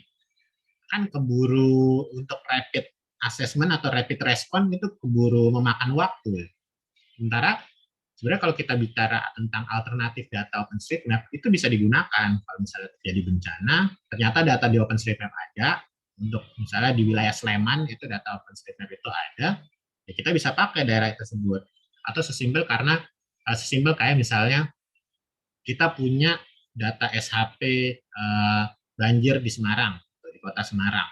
Kita mau tahu berapa bangunan yang terdampak banjir di Semarang. Kita cek di OpenStreetMap, ternyata data OpenStreetMap di Semarang ada. Kita download datanya, itu bisa kita pakai. Jadi manfaatnya seperti itu. Maaf bertanya, langkah pertama apa yang saya dapat lakukan untuk melaksanakan pemetaan menggunakan Tasking Manager ini? Karena saya sama sekali belum pernah memakainya, Kak. Langkah pertama, pastikan teman-teman sudah mempunyai akun OpenStreetMap. Karena ketika teman-teman mengakses Tasking Manager ini di taskstripindonesia.hotosm.org, kan harus login menggunakan akun OpenStreetMap. Kalau sudah punya, klik login. Kalau belum, bisa klik sign up di sini. Misalnya, namanya saya, terus email, ini masukkan, terus nanti klik next. Oh ini saya sudah sempat buat berarti. Kita cari yang lain. Klik next, nah nanti ada ini. Anda punya OpenStreetMap akun atau tidak? Kalau misalnya belum punya OSM akun, bikin akunnya. Kalau misalnya sudah, balik ke login, diarahkan di halaman login. Itu teman-teman. Jadi kalau misalnya langkah pertama, pastikan teman-teman mempunyai akun OSM dulu. Kalau misalnya sudah, klik login, terus nanti izinkan akses, selesai deh. Nanti teman-teman bisa langsung mengakses melalui bagian Explore Project ini. Tinggal pilih area pemetaannya di mana. Misalnya tadi 133 untuk wilayah Lampung. Bisa ketik di sini atau langsung ketik Lampung. Nanti selanjutnya pilih kotaknya, klik contribute, baca instruksinya, nanti langsung pilih kotak yang mau dipetakan. Misalnya di mana. Klik satu kotak, left select task. Nah, ini kenapa nih? Ini karena saya sudah ada kotak yang terkunci. Kan jatuhnya belum 2 jam. Dia akan muncul seperti ini. Map the task. Udah deh, bisa langsung memetakan. Kok di saya tidak muncul kotak pink ya, Mas? Nah, coba ini. Biasanya itu, ini tadi nih sempat saya sempat melakukan editing dan sempat belum di save. Store bisa. Biasanya itu karena coba cek lagi, Tasking Manager ini biasanya tidak maksimal kalau kita menggunakan Internet Explorer atau Microsoft Edge. Jadi coba ganti browsernya dulu. Coba ganti browsernya, misalnya Firefox atau Chrome. Lalu kalau misalnya udah diganti, ketika kita kita pilih Tasking Manager-nya, mungkin teman-teman atau teman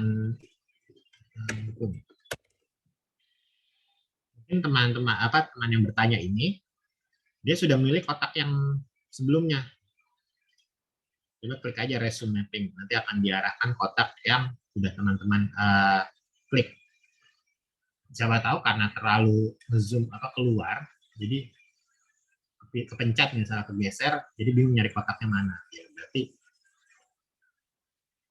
mungkin kayak ini susah nih dari kotaknya ya. Itu coba digeser-geser. Biasanya akan muncul seperti itu. Tapi coba dicek lagi. Kalau untuk Microsoft Edge sama Internet Explorer itu tidak berhasil muncul kotak. Biasanya banyak masalah. Waktu yang diberikan untuk melakukan pemetaan 2 jam. Kalau misal di waktu tersebut pemetaan kami belum selesai, apakah dapat masuk kembali untuk melanjutkan pemetaan yang di area yang belum selesai tersebut? Nah, misalnya sudah dalam 2 jam nih. Contohnya ya, ini udah 2 jam. Terus, wah itu ada banyak bangunan yang belum dipetain nih. Saya masih mau memetakan daerah tersebut, gimana ya? Ya bisa saja. Tinggal pilih aja kotaknya. Tadi kalau misalnya teman-teman tahu, pilih kotaknya.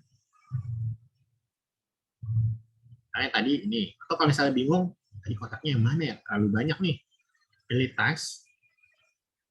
Nah ini kan kalau di sini ada pilihan class update-nya nih PO Imater ya, saya. Misalnya teman, ini filter aja berdasarkan nama username teman-teman ya. Kalau saya di sini pakainya VOI Matter. Ini kan akan ke filter. Pilih yang misalnya 2 jam yang lalu, pilih kotak yang mana. Langsung klik zoom.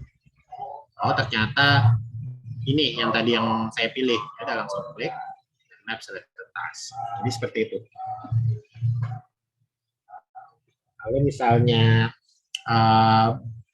tadi sudah 2 jam lupa masuk kembali di area yang tadi mau dipetakan, itu gimana caranya? Pak, izin bertanya, tadi di peta ada kotak warna putih, merah, biru, dan ada daerah yang tidak ada kotaknya. Nah, daerah yang tidak ada kotaknya itu apa ya? Kenapa tidak ada kotaknya? Jadi di sini,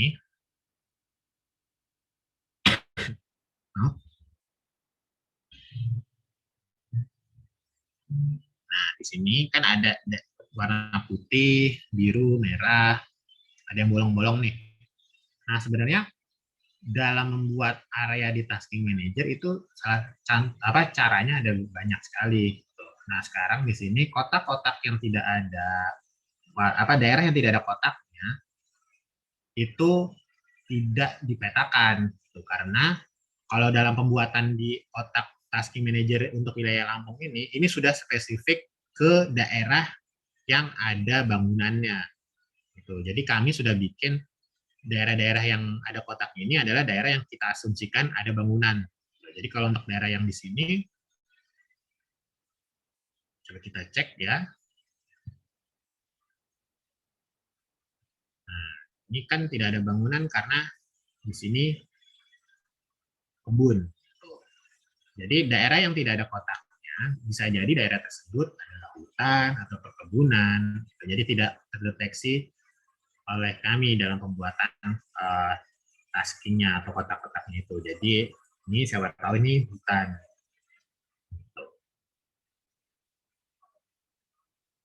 Dalam melakukan pemetaan, aplikasi bisa menambahkan simbol, masjid, bengkel, dan lain-lain.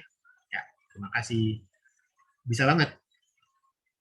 Bisa banget kalau misalnya kita tahu daerahnya. Gitu ya. Garis bawahi, bisa banget kalau misalnya kita tahu daerah yang kita petakan.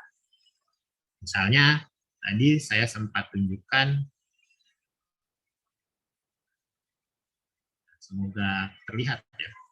Semoga ada masjid di sini. Oh, nggak ada. Coba dilihat sini, ada nggak ya masjid?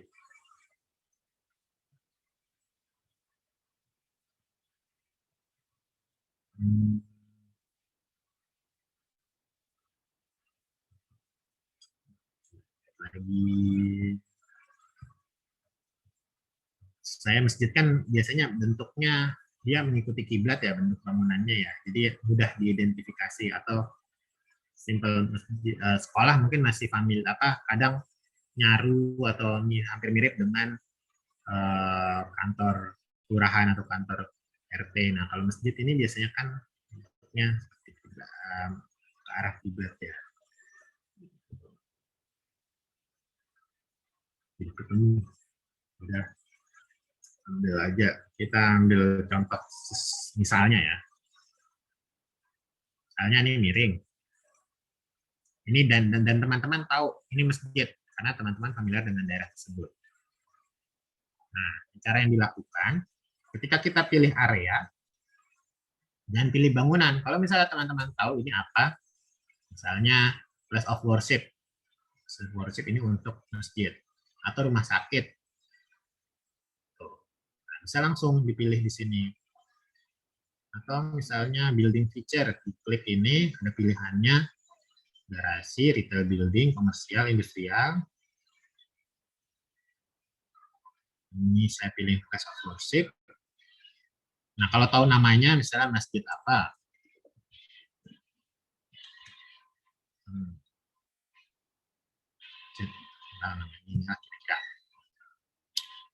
Nah, tahu ya bisa langsung ditambahkan, bukan sebagai bangunan umum, tapi sebagai place of worship di sini. Jadi seperti itu. Nah, kalau misalnya tahu, itu bisa banget untuk menambahkan simbol seperti masjid atau bengkel. Nah, juga kan di sini karena kita menggunakan titik area, simbolnya tak akan muncul tidak akan muncul kalau yang terlihat di ini. Tapi kan kita juga bisa menambahkan misalnya taruhlah di sini bangunan, terus ternyata di sini di belakangnya masjid ada ATM. Titik di sini ATM. Itu juga bisa seperti itu. Jadi bisa banget kalau misalnya kita tahu objeknya itu apa, dengan garis bawah ya, kalau kita tahu objeknya itu apa. Kalau misalnya kita tahu, kita familiar dengan wilayah yang kita pegang. Base map citra yang disediakan tahun berapa atau bersifat real time. Untuk base map-nya, itu tidak ada tidak ada informasi itu dia tahun berapa kalau di sini. Tapi yang bisa kita ketahui itu yang jelas ini bukan real time, tergantung dari si Maxar itu mengupdate citra satelitnya. Jadi bisa jadi ini tahun 2017, bisa jadi ini tahun 2009 gitu. Nah, dan bisa dilakukan apa? Kalau misalnya teman-teman ingin mengetahui citra mana yang paling update, ya silakan berbandingkan antara citra yang satu dengan citra yang lainnya. Bing, dengan Esri, dengan Mapbox,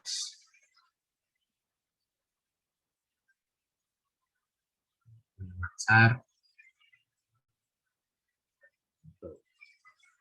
Nah, biasanya seperti itu cara untuk mengetahui perbandingannya. Cuman rata-rata pengetahuan saya Bing itu citranya tahun ini muncul nggak ya? Nggak ada informasinya.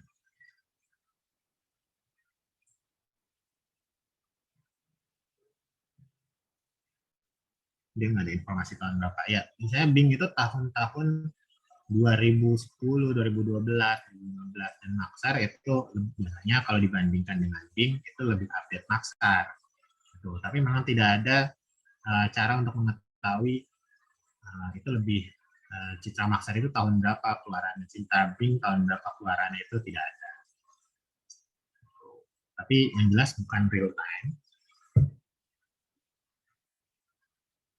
Izin bertanya, bagaimana jika ada distorsi antara citra satelit dengan bangunan hingga citra tidak menempel dengan benar? Bagaimana kita menentukan citra satelit mana yang akan digunakan? Misalnya nih, kalian terlihat bergeser ya. Salah satu langkah yang bisa kita lakukan, kita kan di sini terkait dengan pergeseran citra satelitnya. Kita bisa memperbaiki dengan menggunakan di sini ada pilihannya imagery offset. Ketika kita sudah mengaktifkan ini, langsung digeser di kotak imagery offsetnya ini. Geser ke bentuk posisi yang benar. Seperti ini misalnya. Gitu. Nah, jangan khawatir, ini sifatnya permanen atau temporer, ini temporer. Kalau misalnya teman-teman reset, matiin laptop, atau refresh, ini balik lagi. Jadi ini secara temporer. Gitu. Karena memang kan citra satelit biasanya capturing date-nya beda gitu, dan juga tahu mereka lakukan updating terus posisinya beda, itu bakal itu familiar, maksudnya itu common di OSM gitu, kalau misalnya bentuknya terlihat bergeser gini. Sebenarnya cara untuk mengetahui itu kita bisa menggunakan data GPS. Tuh, ini data GPS bisa didapatkan dari di sini OpenStreetMap GPS Traces. Nah, cuman tidak semua daerah ada data GPS-nya. Gitu. Itu ya. Tidak semua daerah mempunyai data GPS yang diupload di OSM. Jadi ini data OpenStreetMap GPS Traces ini user volunteer dia mengupload data track GPS-nya ke OSM. Nah, kalau misalnya tidak ada dan teman-teman mempunyai data GPS yang bisa dipakai, gunakan di sini coba. Di sini kalau misalnya custom, bukan custom map data ini kita klik custom map datanya, pakai data GPX-nya atau KML atau GeoJSON-nya. Nah, itu nanti yang jadi acuan teman-teman untuk menentukan apakah sebenarnya citra satelitnya yang bergeser atau data OpenStreetMap-nya yang bergeser. Kalau ternyata citra satelitnya yang bergeser, itu silakan digeser berdasarkan data GPS-nya. Jadi seperti itu. Oke, semoga menjawab pertanyaan dari teman-teman karena waktu sudah menunjukkan pukul 10.53, 7 menit lagi.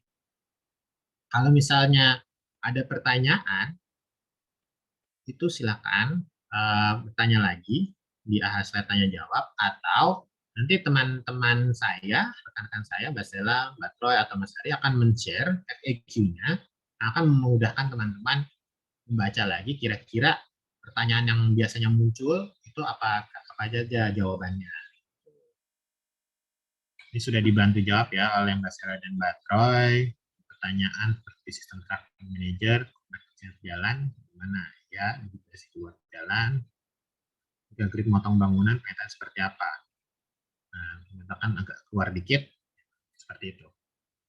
Oke, kalau misalnya sudah tidak ada pertanyaan, mungkin saya akan masuk ke sesi terakhir. Jadi di sini kan kita akan bertemu lagi di hari Senin ya, teman-teman, tanggal 5. Nah, selama durasi antara Sabtu Minggu ini, kita akan mengadakan sedikit kegiatan Mapathon, mini Mapathon, jadi kompetisi pemetaan. Nah, kegiatan kompetisi pemetaannya itu seperti apa? Ini nanti akan di-share juga oleh teman-teman, rekan saya, Mbak Sila atau Mbak Troy. Jadi ini ketentuannya, kita akan memetakan, ya, tiba-tiba ke sign out.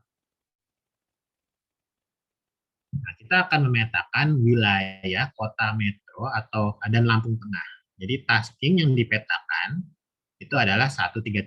Jadi diharapkan teman-teman memetakan daerah sini nih, di daerah ini, khusus daerah ini. Kenapa? Biar terdeteksi oleh kami. Karena kalau misalnya teman-teman memetakan di wilayah lain, seperti misalnya Seroja nih, NTT, ya tidak akan terdeteksi. Percuma kalau misalnya teman-teman memetakan 1.000 bangunan atau 10.000 bangunan, tidak akan terdeteksi oleh kita. Nah, batas Mapathon-nya untuk perhitungan bangunan saja, sampai tanggal 4 hari Minggu. Jadi tanggal 4 hari Minggu jam 23.59. Itu batas perhitungannya. Nah, jadi kalau misalnya nanti pas hari Seninnya itu akan diumumkan siapa yang memetakan terbanyak. Karena yang dihitung, oh ini bukan 5 ya, ini 3 top mapper. Ini yang benar, ini 3 top mapper, ini bukan 5 top mapper. Jadi akan dicari nih 3 pemeta yang terbaik, 3 top mapper yang terbanyak. Dihitung dari jumlah bangunan yang dipetakan, yang banyak siapa, dan hasil digitasinya. Jadi bukan cuman banyak-banyakan bangunan terus teman-teman gambarnya salah-salah gitu. Tapi juga dicek lagi kualitas datanya, apakah itu sesuai dengan posisinya di citra satelit, itu apakah presisi atau enggak.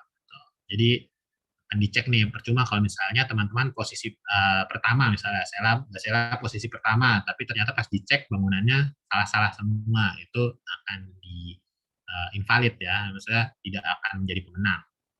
Nah, 3 pemeta terbanyak akan diumumkan tanggal 5 Juli, jadi pastikan teman-teman hadir, karena memang di tanggal 5 Juli ini materinya juga lebih penting, sudah mulai masuk ke cara pemanfaatan data OpenStreetMap ya. Seperti tadi kan sudah kalau teman-teman lihat di slide yang sudah dijelaskan oleh Mas Hari di hari pertama, di hari ketiga ini kita akan belajar tentang bagaimana mendownload data OpenStreetMap gitu, dan juga bagaimana cara menambahkan atribut untuk pemetaan 3D di OpenStreetMap. Gitu. Jadi jangan sampai tidak hadir di hari ketiga. Nanti ada pengumuman top mappernya. 3 top mapper akan mendapatkan hadiah berupa saldo dompet digital dan sertifikat khusus untuk top mapper. Jadi kan untuk top mappernya akan mendapatkan sertifikat berbeda gitu. Nah, di sini ada juga tugas untuk teman-teman yang hadir di kegiatan pelatihan ini. Apabila teman-teman ingin mendapatkan sertifikat kegiatan pelatihan, teman-teman harus memetakan minimal sebanyak 300 bangunan. Tuh, jadi kalau baru metain 100 bangunan, saya boleh dapat sertifikat, Kak? Tidak boleh. Petakan lagi 200, biar sampai minimumnya untuk mendapatkan 300, mendapatkan sertifikatnya. Tuh. Nah, instruksi yang citra satelit yang digunakan itu adalah Maxar. Jadi pastikan baca instruksinya menggunakan citra satelit apa, misalnya menggunakan Maxar, dan ya kita menggunakan citra satelit yang sudah ditentukan. Jadi seperti itu teman-teman. Ada waktu Sabtu, Minggu sampai jam 11, sampai jam 12. Silakan petakan citra menggunakan tasking yang saat ini sudah kita praktekkan, SIM Lampung ini. Dan nanti akan dihitung diumumkan pada tanggal 5 Juli siapa yang menjadi pemenangnya. Jadi semoga jelas ya teman-teman untuk sesi kali ini, sesi tasking manager. Jadi sampai 2 hari ini kita sudah belajar bagaimana cara menambahkan data di OpenStreetMap dan bagaimana cara berkontribusi melalui tasking manager. Jadi teman-teman sudah mengetahui ini. Untuk berkontribusi di OpenStreetMap sebenarnya bisa langsung ke osm.org. Nah, cuma kalau misalnya teman-teman ingin memetakan area secara bersama-sama, misalnya tadi saya sempat mention Salatiga mau dipetakan bareng-bareng gitu karena mungkin keperluan KKN, kita bisa menggunakan tasking manager. Jadi nanti akan dibuat nih kotak-kotak kecilnya di mana teman-teman bisa berkontribusi di situ. Nah, kalau teman-teman mau dibuatkan kotak taskingnya, teman-teman bisa menghubungi kami dan misalnya lampirkan ini batas administrasinya, tolong dibuatkan kotak tasking manajernya. Nanti akan kita bantu untuk dibuatkan. Gitu. Nah, terus kita juga sudah belajar ada yang namanya editor lain, namanya Rapid. Rapid itu fungsinya sama seperti ID Editor, tapi bedanya dia sudah ada data dari AI generated, khusus untuk jaringan jalan di Indonesia. Itu nanti fungsinya sama, sebenarnya pemetaannya tetap sama, kita hanya milih itu jaringan jalan atau bukan. Kalau misalnya iya, kita ditambahkan atribut yang sesuai. Nah, cukup sekian untuk sesi kali ini. Semoga menjawab semua pertanyaan teman-teman. Apabila ada pertanyaan, silakan tanya lebih lanjut di grup WhatsApp. Dan apabila ada pertanyaan terkait dengan ketentuan Mappeton, itu silakan juga tanya di grup WhatsApp. Sampai jumpa di hari Senin di jam yang sama. Dan diharapkan teman-teman juga hadir karena itu sesinya menurut saya itu penting karena kita akan tahu bagaimana caranya menempatkan data di OpenStreetMap dalam bentuk SHP. Gitu. Nanti yang akan dibuka di ArcGIS atau QGIS itu kita akan tahu di hari ketiga, hari terakhir. Jadi sekian untuk sesi saya kali ini. Mohon maaf apabila ada kesalahan dalam penyampaian dan ada pertanyaan yang jawabannya mungkin tidak memuaskan. Saya sudahi dulu untuk sesi kali ini. Selamat berakhir pekan dan wassalamualaikum warahmatullahi wabarakatuh. Terima kasih teman-teman. Waalaikumsalam warahmatullahi wabarakatuh. Terima kasih semuanya.